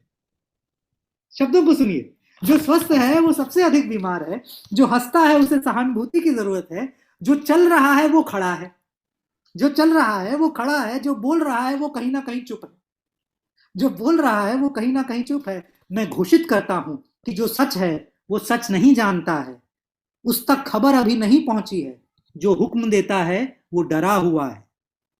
समकालीन राजनीतिक परिदृश्य से भी आप इसे जोड़ सकते हैं। जो हुक्म देता है वो डरा हुआ है, जो फैसले देता है उसे पता नहीं, वह गिरफ्तार है, मैं घोषित करता हूं कि इस अघोष युद्ध में जहां बहुत कुछ नष्ट हो चुका है, वहां अब भी है प्यार। देखिए, आशा उनमें थी, वहां अब भी है प्यार। एक और प्रहार देखिए, बड़ा जबरदस्त ये प्रहार है, और इसमें और चीजें स्पष्ट हो जाती हैं। 2 मिनट का मौन, 2 मिनट का मौन। भाइयों और बहनों, यह दिन डूब रहा है, इस डूबते हुए दिन पर 2 मिनट का मौन। जाते हुए पक्षी पर कितनी सारी पीड़ाएं हैं, जाते हुए पक्षी, अब पर्यावरण के प्रति जो संवेदना है ना, वो इनके यहाँ बहुत महसूस करेंगे। जाते हुए पक्षी पर, रुके हुए जल पर, जाते हुए पक्षी पर, रुके हुए जल पर, घिरती हुई रात पर 2 मिनट का मौन। जो है उस पर, जो है नहीं उस पर, जो हो सकता था उस पर 2 मिनट का मौन। गिरे हुए छिलके पर, टूटी हुई घास पर, हर योजना पर, हर विकास पर 2 मिनट का मौन। महान शताब्दी के महान इरादों पर, महान शब्दों पर और महान वादों पर 2 मिनट का मौन। उसके बाद देखिए, भाइयों और बहनों, इस महान विशेषण पर 2 मिनट का मौन। फिर वो कहते हैं, मैंने कितने बरस गवा दिए पटरी पर चलते हुए और दुनिया को कहते हुए हाँ। तो ये जो पीड़ा है, ये जो टूटन है, वो केदार दादा के यहाँ बड़ी एक खूबसूरत पीड़ा है। और मुझे लगता है साहित्य में, और ये देखिए, सिर्फ गांव की बात नहीं हो रही। अब जैसे वो मैच्योर हुए हैं, तो वो शहर और गांव को टकरा रहे हैं। वो दोनों जो सिविलाइज कल्चरल फोर्सेस हैं, उसके उसके एकोज को आप महसूस कर सकते हैं, उनका जो क्लैश हो रहा है उसको महसूस कर सकते हैं। और फिर आपके ढोंग पर वो प्रहार कर रहे हैं। जहां कहीं आपने लूप होल छोड़ा, जहां कहीं उनको मानवता गिरती हुई दिखती है, जहां कहीं आपके वैल्यूज उनको समझ में नहीं आते, वो सारा एक क्राइसिस आपके यहाँ दिख रहा है। वो अच्छा, संवाद भी वो बहुत सारे लोगों से कर रहे हैं। ऐसा नहीं है कि वो केवल खुद, जैसे ये 2 मिनट का मौन कविता थी, या ये जो कविता, ये काफी स्पष्ट कविताएं, ये थोड़ा सा वैचारिक कविताएं ज्यादा है। पर देखिए वो कैसे कहते हैं, संवाद कैसे करते हैं, और कैसे दूसरे तरीके से इस विमर्श तक पहुंचते हैं। सुबह सुबह मैंने एक बूढ़े आदमी को हंसते हुए देखा, और मैंने कहा, हंसो और जिंदा रहो। पर उससे भी ज्यादा जरूरी है वह काली कुतिया। मैंने अखबार वाले से कहा, अखबार जरूरी तो है, पर उससे भी ज्यादा जरूरी है वह काली कुतिया जो वहां धूप में अपने 3 बच्चों को दूध पिला रही। मैंने दूध वाले से कहा, दूध को बचाओ, क्योंकि हो सकता है अगला महायुद्ध उसी के लिए। हम सब अकाल में सारस जैसे, सारसों को तो पता तक नहीं था कि नीचे रहते हैं लोग जो उन्हें कहते हैं सारस। पानी को खोजते दूर देसावर से आए थे वे, पानी को खोजते दूर देसावर तक जाना था उन्हें। सो उन्होंने गर्दन उठाई, एक बार पीछे की ओर देखा, न जाने क्या था उस निगाह में, दया की घृणा, पर एक बार जाते जाते उन्होंने शहर की ओर मुड़कर देखा जरूर। ये जो साइरस है, ये जो माइग्रेटरी बर्ड की एक प्रजाति है, वो पानी को खोजते हुए आती है, और बड़ा एक लंबी दूरी तय करके आती है, और आपके शहर में लौटकर, शहर से होते हुए जब वो गुजरती है, तब उसका, अच्छा, इस कविता में एक बड़ा खूबसूरत बिंब आता है कि वहां पे एक बुढ़िया जब गांव में उसे देखती है, तो वो जो बुढ़िया है वो उसके लिए पानी का कटोरा रख देती है। तो ये चेतना उसे गांव में तो मिलती है इस सारस पक्षी को, पर शहर में आता है तो वो प्यासा लौटता है, और जब लौट रहा है तो वो जाते हुए उसे देख रहा है। जाने क्या था उसकी निगाह में, दया की घृणा, पर एक बार जाते जाते उन्होंने शहर की ओर मुड़कर देखा जरूर। तो देखिए, ये शहर हमने ऐसा खड़ा किया जो प्यास नहीं बुझा रहा है। जब प्यास नहीं बुझा रहा है तो फिर काहे का इतना संघर्ष, काहे की माया। तो लौटने की जो चेष्टा है वो बड़ी जबरदस्त प्रेम में, कि लौटो, अपनी जड़ों तक लौटो। अपने जड़ों को जो सींचने का काम समाज ने रोक दिया है, उन जड़ों को पकड़ो। रूटलेस टावर्स तो खड़े हो जाएंगे पर निर्मूल है, बड़ी बड़ी इमारतें खड़ी हो रही हैं पर कहीं उसकी जड़ें नहीं है। जंगल का जो मोह है उसको त्यागो और जड़ों को पकड़ो। वो कहते हैं, आज की शाम जो बाजार जा रहे हैं उनसे मेरा अनुरोध है, क्यों ना ऐसे हो कि आज शाम हम अपने थैले और डोलचियों को रख दें एक तरफ और सीधे धान की मंजरियों तक चलें। थैले और डोलचियों को रख दें एक तरफ और सीधे धान की मंजरियों तक चलें। चावल जरूरी है आटा दाल नमक पुदीना, पर क्यों ना ऐसा हो कि आज शाम हम सीधे वहीं पहुंचे, एकदम वहीं जहां चावल दाना बनने से पहले सुगंध की पीड़ा में छटपटा रहा है। जहां चावल दाना बनने से पहले सुगंध की पीड़ा में छटपटा रहा है। तो वो जो रूट की तरफ एक रिकॉलिंग का सेंस है, वो जबरदस्त है केदार दादा के यहाँ। वो जो जीवन की नैसर्गिक शैली है, उसको पकड़ने की जो खनक है, जो ठसक है, वो बहुत जबरदस्त है केदार दादा के यहाँ। एक ये कविता यहाँ पे बहुत महत्वपूर्ण हो जाती है, और मेरे ख्याल से उनकी साहित्यिक यात्रा की ये सबसे महत्वपूर्ण कविताओं में से एक है, बनारस के बाद। वो लिखते हैं, मेरे बेटे कुएं में कभी मत झाँकना। कविता का शीर्षक है कुछ सूत्र जो एक किसान बाप ने बेटे को दिए। अब देखिए ये सूत्र क्या दे रहे हैं वो जीवन के। मेरे बेटे कुएं में कभी मत झाँकना, जाना पर उस ओर कभी मत जाना जिधर उड़े जा रहे हों काले काले कौए। हरा पत्ता कभी मत तोड़ना, और अगर तोड़ना तो ऐसे कि पेड़ जरा भी ना हो पीला, पेड़ को जरा भी ना हो पीला। रात की रोटी जब भी तोड़ना तो पहले सिर झुकाकर गेहूं के पौधे को याद कर लेना। ये जो पिता सूत्र दे रहा है अपने बेटे को। अगर कभी लाल चींटियां दिखाई पड़े तो समझना आंधी आने वाली है। अगर कई कई रातों तक कभी सुनाई ना पड़े सियारों की आवाज तो जान लेना बुरे दिन आने वाले। मेरे बेटे, ये पंक्ति बहुत खूबसूरत है, आप लोग सुनिए। मेरे बेटे बिजली की तरह कभी मत गिरना, बिजली की तरह कभी मत गिरना, और कभी गिर भी पड़ो तो दूब की तरह उठ पड़ने के लिए हमेशा तैयार है। उठान कैसा कि दूब की तरह धीरे धीरे संघर्ष करता हुआ दूब का जो सौंदर्य है। और कभी अंधेरे में अगर भूल जाना रास्ता तो ध्रुव तारे पर नहीं, सिर्फ दूर से आने वाली कुत्ते के भौंकने की आवाज पर भरोसा करना। देखिए कैसा जगत मौजूद है केदार दादा के यहाँ। वो कहते हैं ताकि कल जब सूर्योदय हो तो तुम्हारी पटिया रोज की तरह धुली हुई हो, स्वच्छ और चमकती हो। ये बहुत महत्वपूर्ण कविता है केदार दादा के जीवन की। और अंतिम कुछ कविताओं पर जिस पर मैं चर्चा करूंगा, जो कि बहुत जरूरी कविताएं हैं केदार दादा के अंतिम कुछ यात्राओं की। और वो कविताएं ऐसी हैं जहां पे आप केदार दादा की आधुनिकता को समझ पाएंगे। केदार दादा ने जो 21वीं शताब्दी में जो कुछ लिखा वो बड़े ही आधुनिक तौर का कथन था, और उस पीड़ा को उन्होंने एक बड़ी परिपक्व शक्ल दी। एक बड़ी खूबसूरत इनकी कविता है, देखिए, विज्ञान और नींद। वो कह रहे हैं, जब ट्रेन में चढ़ता हूं तो विज्ञान को धन्यवाद देता हूं, वैज्ञानिक को भी। जब उतरता हूं वायुयान से तो ढेरों धन्यवाद देता हूं विज्ञान को, और थोड़ा सा ईश्वर को भी। पर जब बिस्तर पर जाता हूं और रोशनी में नहीं आती नींद तो बत्ती बुझाता हूं और सो जाता हूं। क्या कह रहे हैं अगली पंक्ति में, विज्ञान के अंधेरे में नींद अच्छी आती, विज्ञान के अंधेरे में नींद अच्छी आती है। तो विज्ञान से विरोध नहीं है, पर एक समय के बाद विज्ञान का हस्तक्षेप जरूरी नहीं है आपके जीवन में। आपको यह एहसास होना चाहिए कि किस जगह तक आपको बजरी वाली सड़क चाहिए और कहां से मजा गांव की पगडंडी में ही। केदार दादा इस बैलेंस का बुल बुन रहे हैं। बड़ा अच्छी एक उनकी कविता है जो मैं आपको सुनाना चाहता हूं। ये प्रकृति पर लौटने की बड़ी खूबसूरत कविता, और उस विद्रोह की, जैसा मैंने आपको बताया ना कि केदार दादा के यहाँ विद्रोह बड़ा जबरदस्त है। आदमी विद्रोह नहीं करता, वो आदमी को एक्साइट भी नहीं करते कि तुम विद्रोह करो। देखिए क्या है, आज घर में घुसा तो वहां अजब दृश्य था। सुनिए मेरे बिस्तर ने कहा, सुनिए मेरे बिस्तर ने कहा, ये रहा मेरा इस्तीफा, मैं अब अपने कपास के भीतर जाना चाहता हूं। बिस्तर कपास के भीतर जाना चाहता। उधर कुर्सी और मेज का एक संयुक्त मोर्चा था। दोनों तड़प कर बोले, जी अब बहुत हो चुका, आपको सहते सहते हमें बेतरह याद आ रहे हैं हमारे पेड़ और उनके भीतर का वह जिंदा द्रव जिसकी हत्या कर दी है आपने। उधर अलमारी में बंद किताबें चिल्ला रही थी, खोल दो हमें खोल दो, हम जाना चाहते हैं अपने बांस के जंगल और मिलना चाहते हैं उन बांस से। तो आप देखिए विद्रोह कौन कर रहा है, क्यों कर रहा है विद्रोह? क्योंकि आप कहीं ना कहीं अपने व्यक्तित्व का, अपने संस्कृति का जो अर्थ था वो कहीं इस रास्ते में आते आते खो दिए। तो इतना खो दिए कि कल शायद जब आप अपने गांव लौटे ना तो आपकी स्थिति वही हो जो केदार दादा ने अपनी एक बहुत खूबसूरत कविता में दिखाई, जो कि मेरी उनकी प्रिय कविताओं में से एक है। वो कविता क्या है, घर में प्रवास। आप लोग समझ पाएंगे, आप लोग सारे लोग उस मिट्टी से जुड़े हुए हैं। वो कहते हैं, शायद हमारी पीढ़ी के लिए, मैंने अपना पैतृक घर कबूतरों को सौंप दिया है, मैंने अपना पैतृक घर कबूतरों को सौंप दिया है, वो रह सके आराम से इसलिए करा दी है पूरे घर की सफाई। अब वे ठाठ से रहते हैं मेरे पूरे घर में बिना किराए के।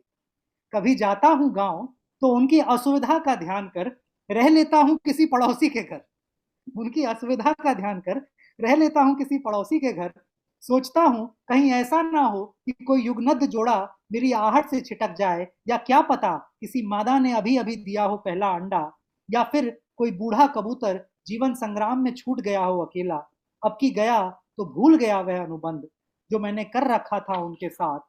जब अंदर प्रवेश किया, जरा पंख फड़फड़ाकर उन्होंने दे दी मुझे अनुमति। अपने ही घर में कबूतर अनुमति दे रहे हैं। उस दिन उस घर में रहा मैं उनके साथ, उनके मेहमान की तरह। यह एक आधुनिक का आदिम प्रवास था अपने ही घर में। कोई हफ्ता भर उनके आतिथ्य में, ये कितनी बड़ी स्ट्रॉन्ग लाइन है ये। यह एक आधुनिक का आदिम प्रवास था अपने ही घर में। सारा जो क्राइसिस केदारनाथ सिंह के साहित्य का है, वो सारा क्राइसिस इस कविता में है। और फिर एक जगह वो देखिए, ईश्वर को इसलिए सुझाव दे रहे हैं कि अब दुनिया बनाना तो कैसी बनाना। अगर दुनिया फिर से बनानी हो तो मेरे कुछ सुझाव हैं, अधिक नहीं, बस 5 या 7। सबसे पहले अणु बम को पृथ्वी से उठाकर रख लेना स्वर्ग में। स्वर्ग का तो शायद कुछ ना बिगड़े, पर हम पृथ्वीवासी एक भयानक दुस्वप्न के आतंक से उबर जाएं। पैसे की दुनिया से लेना वापस और हवा को बना देना उसका विकल्प। बदल देना ब्रह्मांड का जर्जर पहिया और अपनी पुरातन घड़ी को मिला लेना पृथ्वी की धूप घड़ी। यहाँ शहरों की गलियां अब पड़ रही हैं छोटी, इसलिए कुछ ऐसी जुगत करना कि पृथ्वी के बच्चे कभी कभी क्रिकेट खेल आए चांद पर। कितना जबरदस्त व्यंग्य है कि दुनिया बनाना तो ऐसे ही बनाना। भारत का सृजन अगर फिर से करना तो जाति नामक रद्दी को फेंक देना अपने टेबल के नीचे की टोकरी में। इतना जबरदस्त। वो जो यूनिवर्सल ह्यूमैनिटी की टैगोर बात करते हैं, उसको देखिए कितना जबरदस्त तरीके से इन्होंने यहाँ पे उभारा है। बनारस को रहने देना, देखिए कितना जबरदस्त है। बनारस को रहने देना वरुणा और गंगा के बीच के दियारे में, पर दिल्ली को, यहाँ बहुत धुंध है, यहाँ से उठाकर यमुना और कुतुब समेत रख देना कहीं और, ताकि केंद्र को मिलती रहे हाशिए की रोशनी। बनारस को बचाए रखना, दिल्ली को बदल देना, मतलब ये जो आधुनिक भावबोध है केदार दादा के यहाँ बहुत जबरदस्त है। और ऐसा नहीं है कि ये केवल नकारात्मक टोन को अपनाते हैं, आशान्वित हैं। आशा उनके यहाँ अपने तरीके से आती है। वो कहते हैं, पृथ्वी के ललाट पर एक मुकुट मुकुट की तरह उड़े जा रहे थे पक्षी, मैंने दूर से देखा और वहीं से मैं चिल्लाया, बधाई हो पृथ्वी, बधाई हो। जब तक पृथ्वी पर पक्षियों के निशान है, जब तक पृथ्वी पर केदार नदी के निशान है, जब तक पृथ्वी पर धान की फसल है, धान की महक है, तब तक केदार दादा के अनुसार पृथ्वी में जीवन की संभावनाएं हैं। ये केदार दादा का साहित्य। वो कहते हैं, कितना भव्य था एक सूखते हुए वृक्ष की फुनगी पर महज 3-4 पत्तों का हिलना। उस विकट सुखाड़ में सृष्टि पर पहरा दे रहे थे 3-4 पत्ते, मात्र 3-4 पत्तों का सौंदर्य, और उस पर जीवन की समूची आशा को बांध देना, ये बहुत जबरदस्त। और देखिए, आशा का एक और स्वरूप, मुझे आदमी का सड़क पार करना हमेशा अच्छा लगता है, क्योंकि इस तरह एक उम्मीद सी होती है कि दुनिया जो इस तरफ है, शायद उससे बेहतर कुछ हो सड़क के उस पार। तो उस पार की दुनिया के प्रति आशान्वित रहते थे। और उस आशा को जो बुनने का सिद्धांत था, वो एक तरफ तो ये था कि विकास आए, सबके लिए आए, चीजें नैसर्गिक रेट पर चलें, मतलब ऐसा ना हो कि ये जो मशीनीकृत सभ्यता की आवाजें हैं उससे आपके कान के पर्दे फट जाए। लेकिन जीवन की लघुता की समझ उनमें बहुत थी। एक जगह वो लिखते हैं, हिमालय किधर है, मैंने उस बच्चे से पूछा जो स्कूल के बाहर पतंग उड़ा रहा। उधर, उसने कहा। कहां? जहां उसकी पतंग जा रही। तो देखिए, आपकी जो जीवन में खुशियां हैं, वो उस दिशा में, जिस दिशा में आपके जीवन का एक सहज उद्गार है। पतंग एक सहज उद्गार का प्रतीक है। देखिए, वो जहां उड़ा रहा कह रहा है, मेरे लिए तो हिमालय वहीं है। हम लोग लेकिन पर क्या कर रहे हैं? हम लोग नाम नाम कमाने की धुन में है, जबरदस्ती का एक आडंबर खड़ा करने की धुन में है। केदार दादा लिखते हैं कि नाम वो चिड़िया, वो घोंसला है जिसमें कोई चिड़िया अंडा नहीं देती। कम से कम घोंसला भी किसी काम तो आता है। पर एक मनुष्य क्या करता है? नाम नाम के घोंसले को पूरे जीवन लगा रहता है बनाने में। मेरा नाम हो जाए, मेरी शख्सियत ऐसी हो जाए। वो घोंसला आप तिनका तिनका जोड़ते रहते हैं, कभी इस लॉबी के हो जाइए, कभी ये प्रपंच कर लीजिए। हम तमाम जतन करते हैं। वो कहते हैं ना कबीर, मूर्ख मैली की नहीं, तो वो चदरिया हम फाड़ने को तैयार हैं कि हमारा नाम बन जाए। पर केदारनाथ जी क्या कह रहे हैं? नाम तो वो घोंसला है जिसमें कोई चिड़िया अंडा नहीं देती। मतलब एक बार को घोंसले में सृजन होता है ना, नए जीवन का पल्लवन होता है ना, पर आपको ये भ्रम है कि नाम में कुछ रखा है। कुछ नहीं रखा है। वो कहते हैं, कोई ऐसा घोंसला है जिसमें कोई चिड़िया अंडा नहीं देती। तो ये बहुत जबरदस्त संदर्भ थे केदारनाथ सिंह जी की कविता के। एक चीज जो मुझे उनके यहाँ बड़ी जबरदस्त दिखी, केदारनाथ सिंह केवल अपने आदमियों की बात नहीं कर रहे हैं, उनकी पीड़ा अंतर्राष्ट्रीय स्तर पर भी जाती है। 2-3 कविताएं छोटी कम पंक्तियों में मैं उद्धृत करूंगा और फिर प्रेम पर जो उनके 2-3 प्रसंग हैं उसको चर्चा करके खत्म करूंगा अपने वक्तव्य को। केदारनाथ की नजर जो थी वो एक कबीर की नजर थी। कबीर जैसा पैनापन नहीं था उनमें। कबीर व्यंग्यात्मक बहुत जबरदस्त तरीके से होते थे, वो एब्जॉर्ब कर रहे हैं चीजों को। कबीर रिफ्लेक्ट बहुत ज्यादा थे, कबीर बहुत ज्यादा रिफ्लेक्टिव थे। केदार एब्जॉर्बेंट हो। वो जो 20 सालों का गैप है उनके साहित्य में, 88 में जब वो लौट के आते हैं, 80 में उनका पहला संग्रह आया 20 सालों के गैप के बाद, फिर 83 में संग्रह आया, फिर 88 में आया अकाल में सारा जिसको साहित्य अकादमी पुरस्कार मिला। 20 सालों के गैप में वो एब्जॉर्बेंट पर्सनालिटी बने। एक देखिए अंतर्राष्ट्रीय स्तर पर जो उनकी चीजें उनको दिख रही हैं, वो कह रहे हैं इस शहर में हर आदमी छिपा रहा है अपनी प्रेमिका का नाम।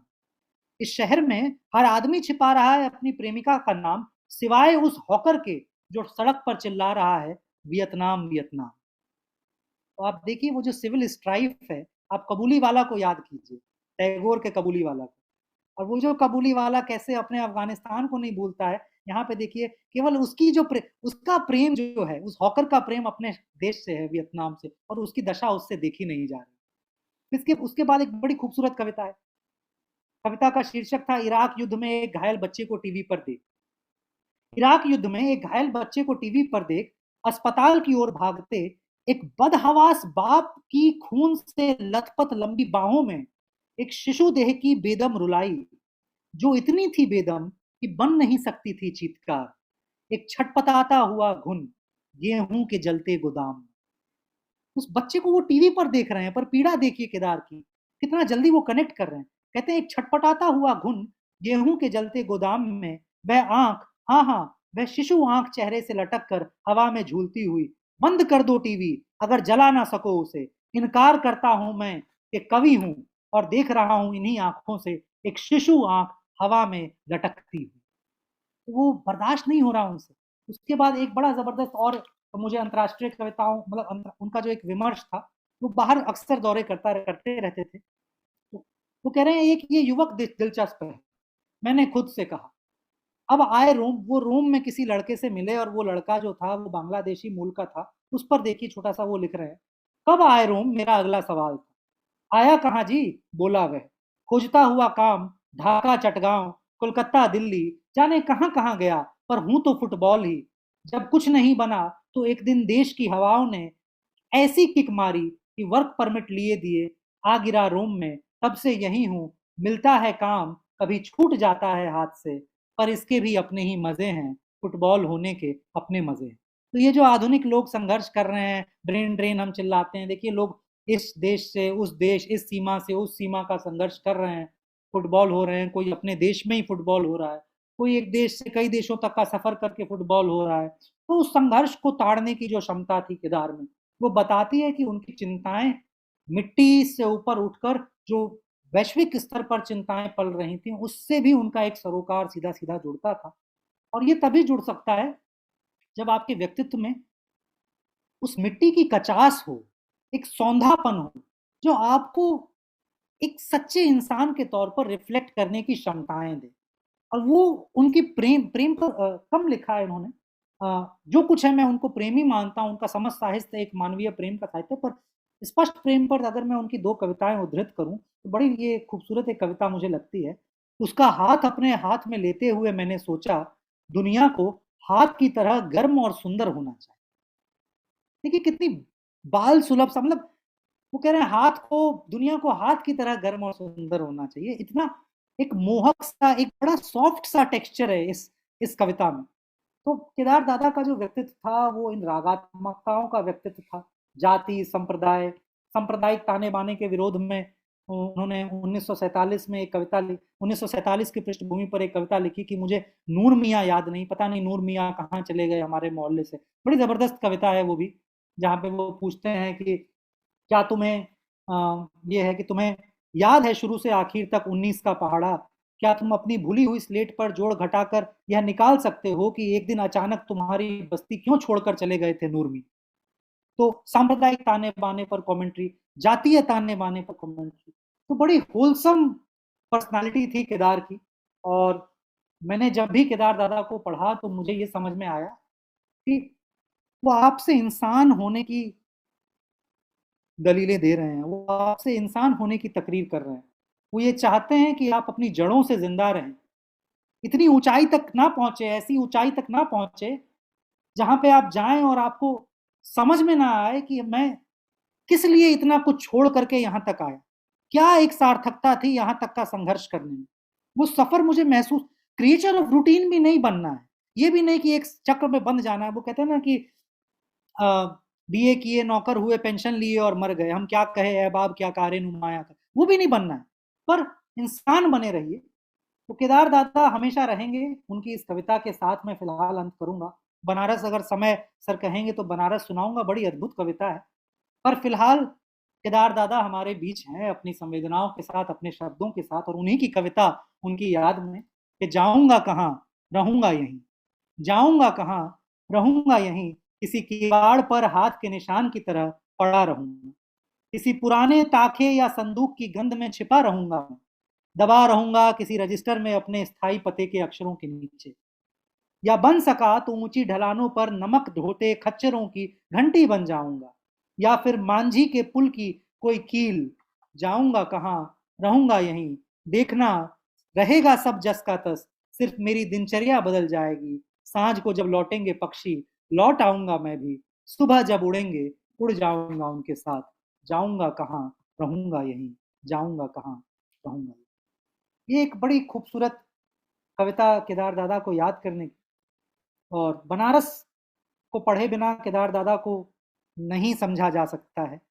वो बनारस उनके लिए वो कल्चरल या क्लासिकल बनारस नहीं है, बनारस में वो जीवन के तमाम रंग ताड़ जाते हैं, इसलिए शायद उनके लिए वो एक मल्टी डायमेंशनल बनारस है जिसको वो घेरते हैं। बिना किसी पृष्ठभूमि के मैं बनारस सुना देता हूँ और फिर अपने इस व्याख्यान का अंत करता हूँ।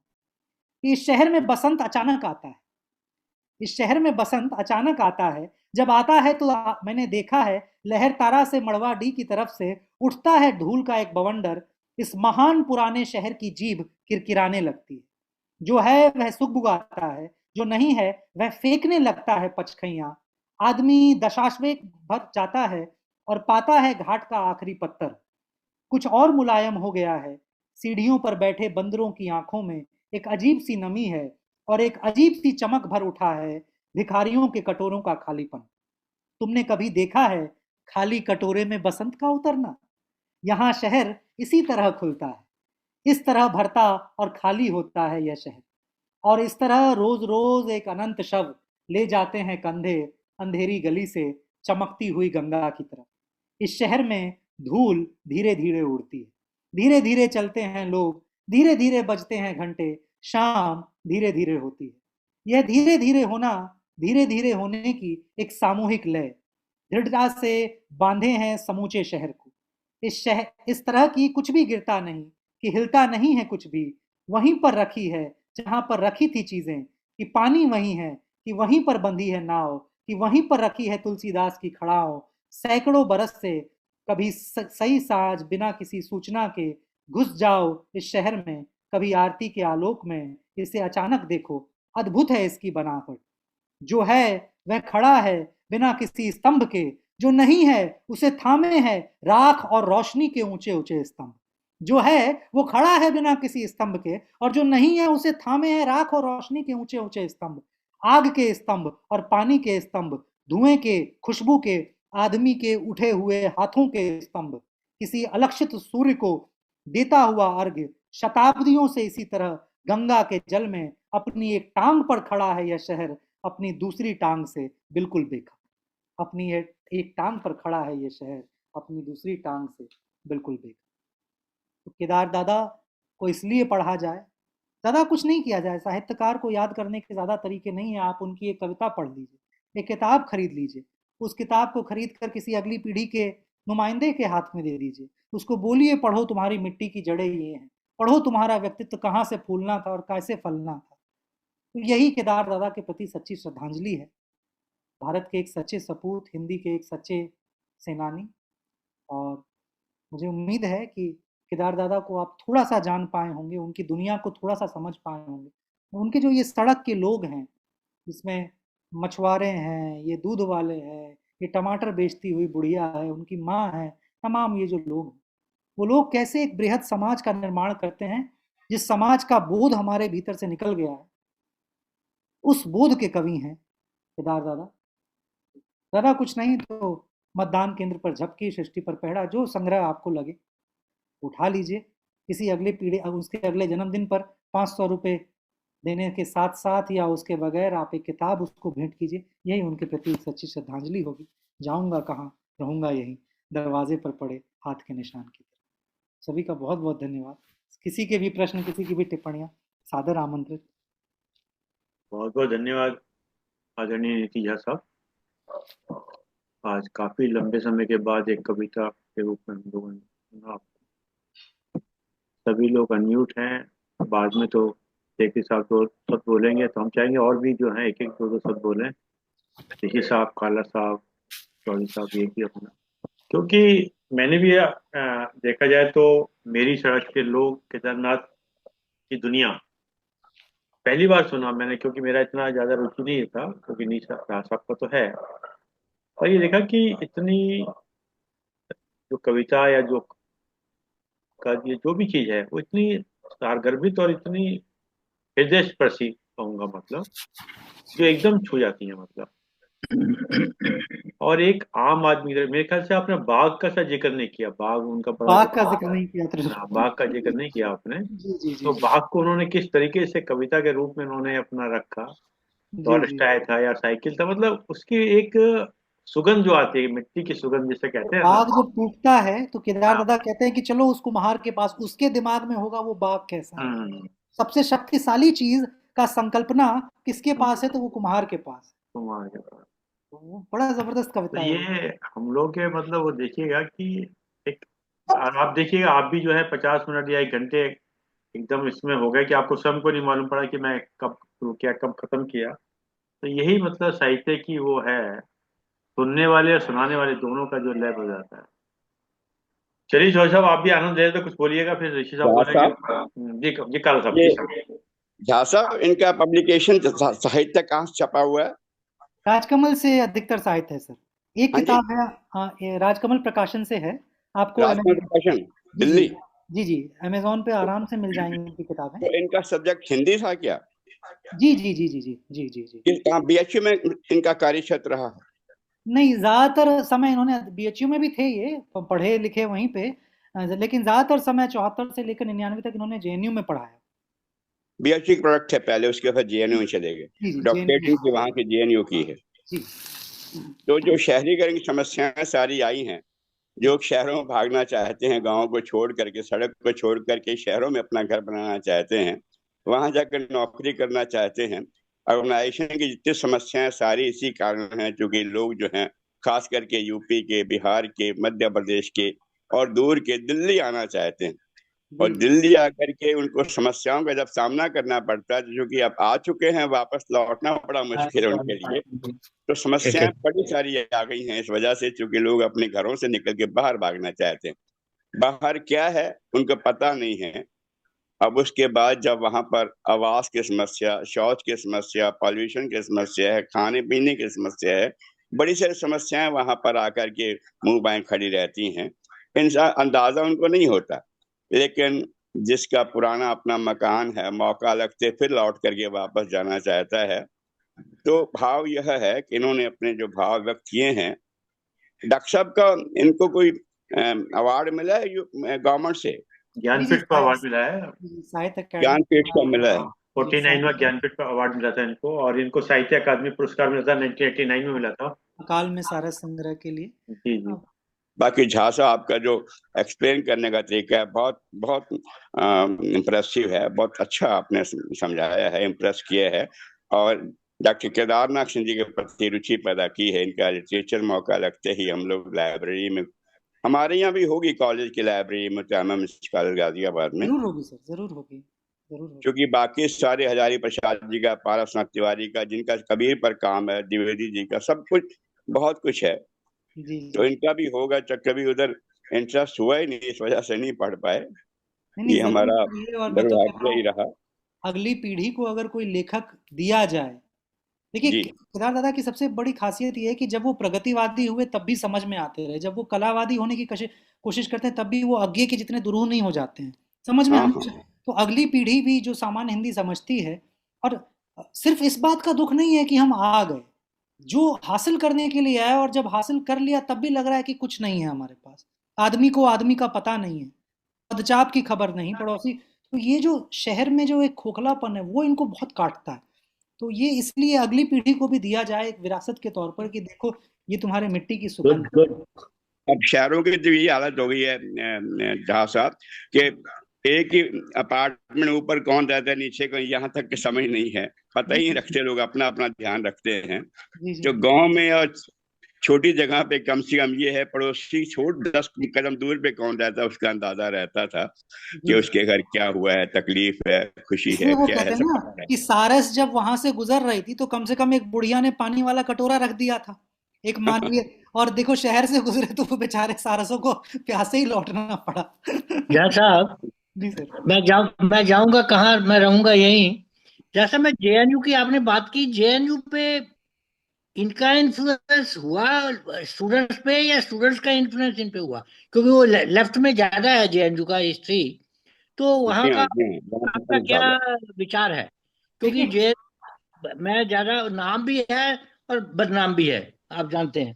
तो जेएनयू और केदार दादा के आपका संबंध क्या के विचार है? मैं बता रहा हूँ, जेएनयू और केदार दादा के संबंध के बारे में मैं इतना ही बोलूंगा कि केदार दादा की जो प्रतिबद्धताएं हैं ना, मेरे ख्याल से वो जेएनयू में आने से पहले जमीन जो थी ना वो उनकी तैयार हो चुकी थी। केदार दादा पर जिसे आप विचारधारा का दबाव कहेंगे वो आपको कहीं नहीं मिलेगा। बहुत रेयरली आप नागार्जुन के यहाँ आपको मिल जाएंगे कभी कभी। नहीं, लेकिन उनका प्रभाव क्या हुआ, मैं ये पूछ हाँ हाँ हाँ, मैं दोनों दोनों पक्षों पर आ रहा हूँ। हाँ आपने जी, पहले पूछा जेएनयू का उन पर और उनका जेएनयू पर। हाँ जी, हाँ जी। तो जो ये पहला जो पक्ष है कि केदार दादा के यहाँ आपको विचारधारा कभी भी हावी नहीं मिलेगी। विचार है, विचार, और वो भावबोध के कवि से ज्यादा एक सूक्ष्म विचार के कवि हैं। वो वैचारिकता उनके यहाँ तैरती है, एक अंडर करंट है उनकी कविता में। पर वो विचारधारा से नहीं हावी। वो विचार एक चिंतन का, एक जिसे आप कहेंगे कल्मिनेशन, और वो बड़ा ऑर्गेनिक कल्मिनेशन है। ऐसा नहीं है कि कोई सुपर इम्पोज्ड कल्मिनेशन है। हिंदी में वही मैं जब केदार दादा के बारे में बोला था कि 60-70 के समय ज्यादातर कवि ऐसे पैदा हुए जो कि विचारधारा से निकले हुए कवि थे। उनका चिंतन विचारधारा में, और खासकर जब प्रगतिवाद चालू हुआ था 40-45 के आसपास, तो बड़ी भरमार सी आ गई थी, जिसको देख करके बड़ा विचलित हो गए थे और लोगों ने कहा था भाई अब इसको रोकना है, इस फ्लो को रोकना है। तो जेएनयू आने के बाद केदार दादा उस तरीके से, जिसे आप कहेंगे, जिसे जिस जिस जिस तरफ आप इशारा कर रहे हैं, उस तरीके का कोई प्रभाव मुझे केदार दादा के साहित्य में नहीं मिलता है। उनकी प्रतिबद्धताएं बहुत मानवीय हैं और वो और ज्यादा मैच्योर होती हैं, उसमें कोई विचारधारा हावी नहीं होती है। वो बड़ी जनवादी प्रतिबद्धताएं हैं। गांव के औरत की चिंता, मिट्टी की चिंता, टूटते पेड़ों की चिंता, टूटते पत्तों की चिंता। अगर एक इंसान को इन सब चीजों से पीड़ा नहीं होगी तो किससे पीड़ा हो? अब ये अलग बात है कि किसी मजदूर की पीड़ा को आप पढ़िए और कहिए कि यार ये लेफ्ट वाली विचारधारा की पीड़ा है क्या? नहीं, वो किसी मजदूर, वो पीठ का निशान उसको दिखता है तो दिखता है। ये तो हर किसी इंसान को दिखना चाहिए, किसी मजदूर के माथे का घाव, किसी सूखते हुए तालाब में उसके स्वप्नों में पानी का शोर अगर हमें नहीं सुनाई देता तो वो एज ए इंसान हमारी प्रॉब्लम है। वो फिर सिर्फ एनवायरमेंट, तो इस तरीके का कोई वैचारिक दबाव नहीं उनके यहाँ मुझे दिखता जेएनयू का। दूसरा ये कि जेएनयू पर उनका प्रभाव क्या रहा। देखिए जेएनयू जो एक इंस्टीट्यूशन के तौर पर वो भारतीय भाषा अनुभाग में थे, और अ, उस समय जेएनयू में देखिए केदार दादा के समकालीन विश्वनाथ त्रिपाठी इनके सहपाठी थे, जो कि दिल्ली यूनिवर्सिटी में पढ़ाने लगे बाद में 60 के दशक के बाद। उसके बाद नामवर सिंह जी वहाँ पे पढ़ा रहे थे। तो जेएनयू का जो साहित्यिक चिंतन है वो निश्चित तौर पर, जेएनयू से निकलने वाला जो साहित्यिक चिंतन है वो एक जनवादी और प्रगतिवादी मूल्यों पर बना हुआ चिंतन है। और केदार दादा का जो साहित्यिक, केदार दादा ने साहित्यिक चिंतन काम किया है, लेकिन क्योंकि साहित्यिक चिंतन की दिशा में उनका बहुत ज्यादा दखल नहीं था, तो केदार दादा जेएनयू में अध्यापक के तौर पर अधिक और आलोचना को प्रभावित करने वाले व्यक्ति के तौर पर कम। तो इसलिए उस समय के जो उनके समकालीन लोग हैं, जिन्होंने उस समय का जीवन केदार दादा का देखा है, जिसको मैंने उन पर एक किताब छपी है संस्मरणों की, मेरे साक्षात्कार, उसमें वो बताते हैं कि वो लोग बताते हैं कि कभी भी मैंने किसी क्लास में इस तरीके का कोई जिक्र करने का कोशिश नहीं किया कि मैं उन्हें चिंतन की एक विशेष दिशा में मोड़ूं। तो अपने बच्चों को वो साहित्य पढ़ाते थे, और वो ठेठ साहित्य होता था जिसकी वो खांटी आलोचना करना, जिस किसी भी विचारधारा के पर उनको आड़े हाथे लेना होता था वो लेते थे। तो केदार दादा का जेएनयू पर एक यही प्रभाव पड़ा कि केदार दादा ने अपने समय में, जब तक वो रहे, एक मानवीय स्वरूप शिक्षा का बनाए रखा, और जो उनकी प्रतिबद्धताएं थी, उस प्रतिबद्धताओं के इर्द गिर्द ही वो घूमते रहे, और आलोचना में बहुत वैचारिक हस्तक्षेप उन्होंने करने की कोशिश नहीं की। उनकी पकड़ बहुत थी। आप सोचिए, वो अंग्रेजी, उर्दू और इन सभी साहित्य के बड़े विद्वान थे, और बहुत अध्ययन था उनका। उनकी एक बिंब विधान पर जो आलोचनात्मक किताब है वो बड़ी जबरदस्त थी, पर वो आलोचना उनकी मौलिक थी। वो कहीं जेएनयू की, जिसे आप हिंदी साहित्य की जो परंपरा है, उसमें कहीं फिट नहीं बैठती थी। वो अपने नहीं, आप मैं इसमें मेरा साथ विचार है, जैसे निराला जी का, मैथिली शरण गुप्त जी का, इनका जीवन, ये चाहे आप राजनीति में बोलो, चाहे देशभक्ति में बोलो, इनका प्रभाव पड़ा है क्या? इनका, उनके मुकाबले में इनका प्रभाव कुछ पड़ा है सोसाइटी पे, देश की, ये देश आपने की? बड़ा अच्छा सवाल किया सर। आप देखिए, केदार दादा ने लिखना शुरू किया 1950s के दशक में, 50 के दशक में, ठीक है सर। आप निराला और गुप्त की बात कर रहे हैं, जो कि बहुत पुरानी बात है, ठीक है। मतलब निराला सक्रिय जरूर थे, लेकिन छायावादी कवि थे, तो आप 20 से 30 के बीच में उनकी सक्रियता जबरदस्त थी। मैथिली शरण गुप्त उससे पीछे चले गए, द्विवेदी युगीन कवि थे।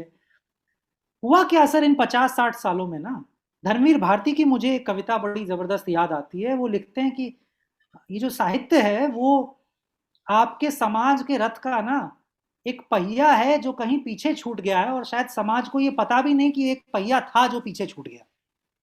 असल में हुआ ये कि रीडरशिप जो है, केदार दादा जब सक्रिय होते हैं दोबारा 80 के दशक के बाद, उन 2 दशकों में तो उनको रीडरशिप मिलती है, और उसका हिंदी क्षेत्र में प्रभाव पड़ता है। क्योंकि केदार दादा जब लिखने लगे और जब दोबारा 80 के बाद सक्रिय हुए, तो हिंदी क्षेत्र की जो संवेदनाएं हैं वहां पे उनकी लीडरशिप बहुत देखी गई, क्योंकि एक नए तरीके के कवि के तौर पर देखे जा रहे थे। जिस तरीके से ये गांव और शहर और लोक की बात करते थे, उस तरीके से कोई बात नहीं कर रहा था। रेणु के यहाँ था, लेकिन उनका गद्य फिर अपनी तरह का गद्य था। नागार्जुन अपनी तरह के थे। जितने भी आंचलिक कथाकार थे, सो कॉल्ड आंचलिक कथाकार थे, वो अपनी तरह के थे। तो जरूर उस समय प्रभाव पड़ा। और हुआ ये कि अब दशक दर दशक देखिए, साहित्य से समाज की जो दूरी है वो बढ़ रही है, और ऐसे में साहित्य जो है वो एक हल्के में सिमटता चला जा रहा है। और इस वजह से जो समाज से जो सीधा तादाद में है, हमारी पीढ़ी केदार दादा को कितना पढ़ी है मुझे उस पर डाउट होगा। जो लोग साहित्य से जुड़े हुए वो पढ़ रहे होंगे। उसके लिए फिर तमाम चीजें फैक्टर्स प्ले करती हैं कि आप हिंदी साहित्य की पॉपुलैरिटी को क्या दिशाएं दे रहे हैं, हिंदी साहित्य को जन जन तक पहुंचाने के लिए क्या विकल्प अपना रहे हैं। आप दिनकर, प्रेमचंद, महादेवी हर किसी की जुबान पर है, पर आप उत्तरोत्तर बढ़ते रहिए और देखिए क्या जो नए कथाकार हैं वो हर किसी की जुबान पर उतने चढ़े हैं क्या, उतने आए हैं क्या। उसके बहुत सारे कारण हैं। तो इस वजह से मैं नहीं कहूंगा कि बहुत जबरदस्त पकड़ या हस्तक्षेप हुआ उनका जन में, जैसे मैथिली शरण गुप्त या इन लोगों का हुआ। मैथिली शरण गुप्त और निराला ये लोग उस समय के भारतीय जनमानस की आवाज थे। उनको जनता, आप सोचिए ये वो दौर था जिस समय की आप बात कर रहे हैं गुप्त, कि जरा सा प्रेशर आया और साहित्यकारों को अपने लिखने की शैली बदलनी पड़ती थी। हाँ। सोचिए जनता का कितना दबाव था। मतलब इस दबाव को महसूस करते थे छायावादी कवि। और हाँ, यही मेरा प्रश्न था कि ये बहुत इंपॉर्टेंट चीज है, यही बहुत इंपॉर्टेंट। और आज भी आप यूरोप में देखिए, यूरोप के कवियों को आज की पीढ़ी भी जानती है, सारे उनके साहित्यकारों को बच्चे भी उसको कोट करते हैं। जहाँ पे हिंदुस्तान भूल गए, जहाँ वो किसी की पुराने कवियों को करते हैं, नए कवियों को, नए राइटर्स को कहाँ नहीं, करते यहाँ हैं। आज की पीढ़ी को पुराने कवियों का भी कुछ पता नहीं। नए साहित्यकार लुप्त होते जा रहे हैं। बहुत ज्यादा जो असर जो डालना है उस समय होता था वो अब नहीं है। चाहे मैं अंग्रेजी ये के नहीं हो कि या आप हिंदी के स्टूडेंट, नहीं, हिंदी के स्टूडेंट को तो पता है, मैं पब्लिक की बात करता हूँ। यूरोप में हिंदी और अंग्रेजी दोनों साहित्य में आज जो देखा जा रहा है, सही बात बोल रहे हैं झा साहब। सही बात ये है कि उस समय के जो साहित्यकार थे और आज के जो साहित्य का प्रभाव है वो एकदम हल्का हो गया है। क्योंकि मेरे एक प्रोफेसर साहब थे रांची यूनिवर्सिटी में, वो साहित्य अकादमी में पुरस्कार समिति के मेंबर भी थे, तो वो कैसे बताते थे, वो जब बात करते थे तो वो पुराने कवियों की बात करते थे और आज के कुछ साहित्यकार की बात होती थी, लेकिन वो होता था कि उनका असर इस पर क्या पड़ा, न पुराने साहित्य पर नए पर। आज का साहित्य पता नहीं, बहुत कम दिखता है, बहुत नहीं कम नहीं, मैं दिखता तो है, बोलता हूँ गहरा। आज के स्टूडेंट, मैं अपने बेटे की बात कर रहा हूँ। आज 42 साल का है, बहुत सीनियर है, पढ़ा लिखा है, बहुत अच्छी। आज उससे पूछो भाई 4 कवियों के नाम बता दो भाई, जिन्होंने इस देश पे किया हुआ। आज की पीढ़ी नहीं जानती। सर नहीं जानती है, वही आप तो है। भाषा से कट, जैसे धर्मवीर भारती की बात मैंने आपको बताई ना, कि एक रथ का पहिया जो छूट तो गया ही, पर समाज को ये भी आभास नहीं कि छूट गया। साहित्य के दम वही पर, बात सही, साहित्य के दम पर आपने सही, क्रांति, हाँ बिल्कुल। भारतेंदु एकदम मंडल सही का बात। पूरा साहित्य रिस्पॉन्ड करता था जो आजादी के आंदोलन। जैसे ही छायावादी ज्यादा छायावादी हुआ, तो छायावादियों को घेरा जाने लगा, कह रहे कि समाज तो स्वतंत्रता संग्राम में जल रहा है, आप लगे हुए हैं लिखने में कि आह कल्पना का सुंदर जगत मधुर कितना होता और सुख संवेदन। तो तुरंत निराला आए ना कि शेरों की मांद में आया है सियार, जागो फिर एक बार। तो they responded to what society was saying, but now ये डिस्कनेक्ट आ गया। और डिस्कनेक्ट ऐसा आया है कि वो डिस्कनेक्ट, में पहले इसकी समस्या बताऊंगा, भाषा से डिस्कनेक्ट।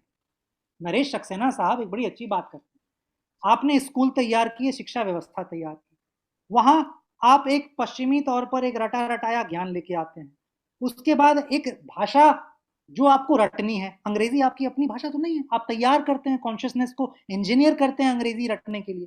तो वो कहते हैं एक रटी हुई भाषा में जब एक रटा हुआ ज्ञान जो कि रटने के लिए तैयार किया गया है, तब आप वो ले रहे हैं, तो ऐसे में मौलिक चिंतन और मौलिक ज्ञान की तरफ हम कहां बढ़ पाएंगे। अब बताइए पिछले 6 दशकों में आप कोई ज्ञान के स्तर भी कुछ ऐसा क्रांतिकारी वैश्विक स्तर पर हम लोग कर पा रहे हैं। भाषिक चिंतन जो है, भाषा से जो जुड़ाव है, वो बहुत सारी चीजों को कंट्रोल करता है। हमारा नया समाज अपनी भाषा से ही कट रहा है। तो भाषा आप, से कट गया।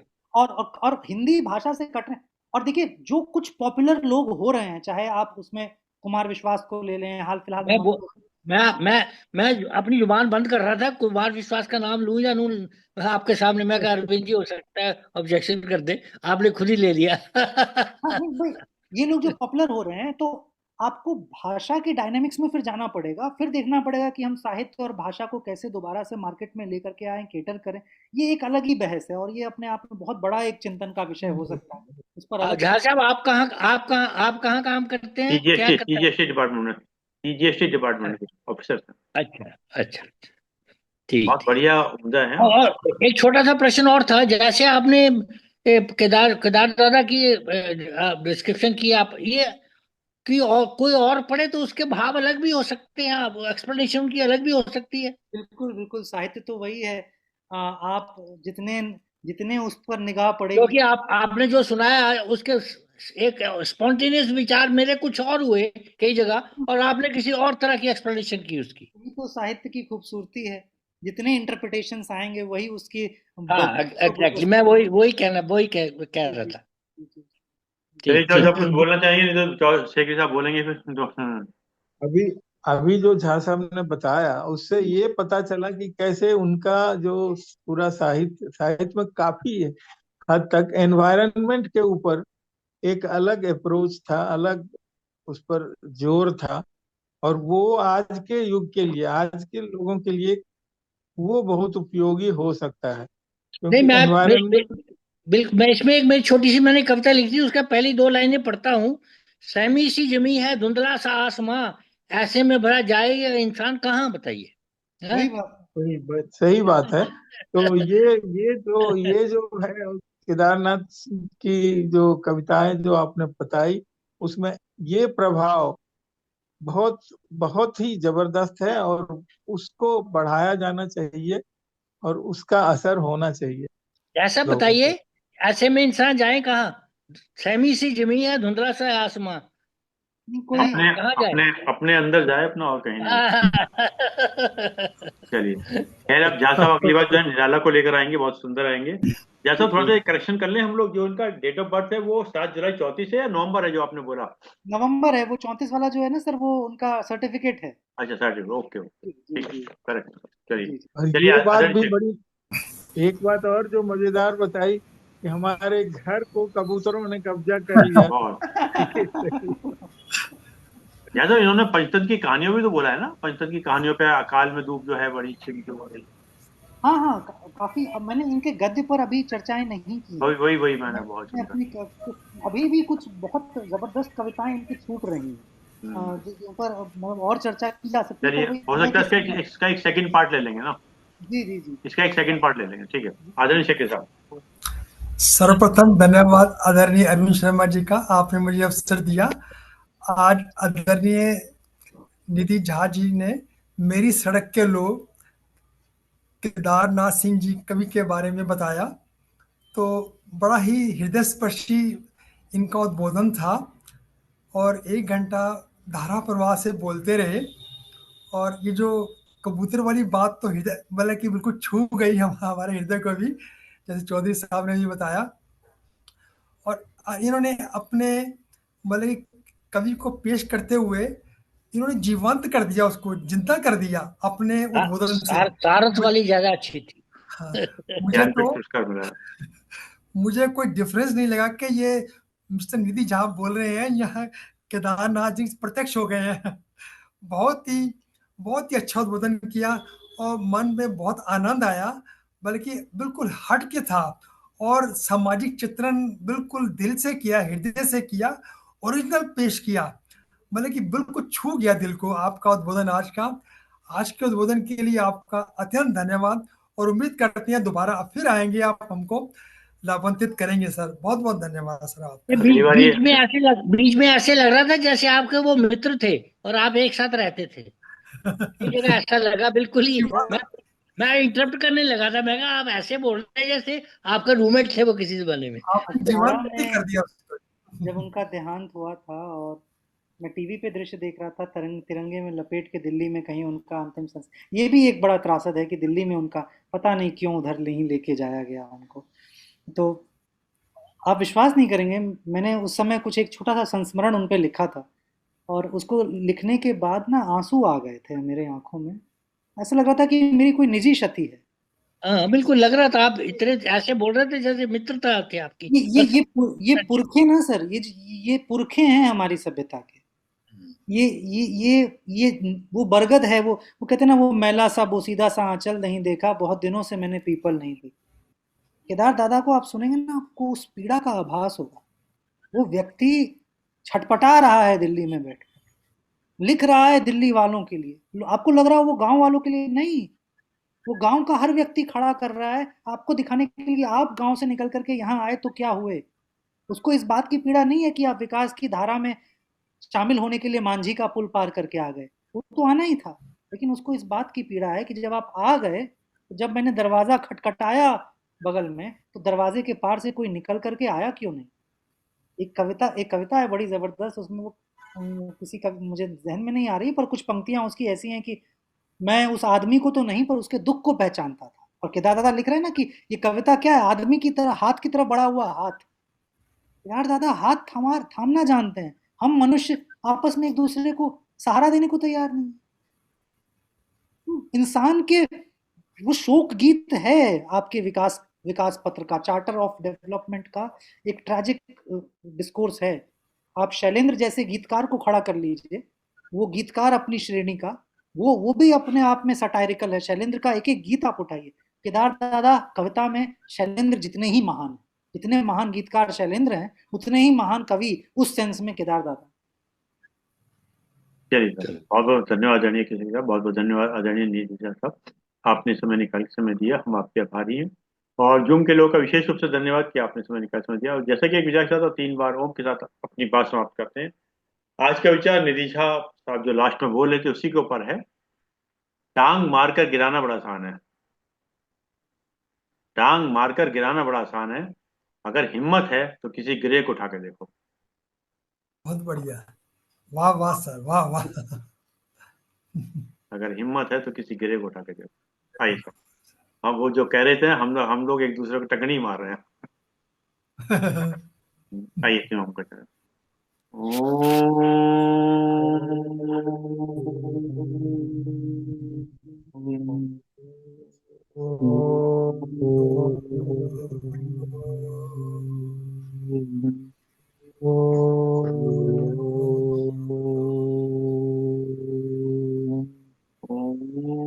शांति शांति शांति सभी प्रणाम, सभी प्रणाम।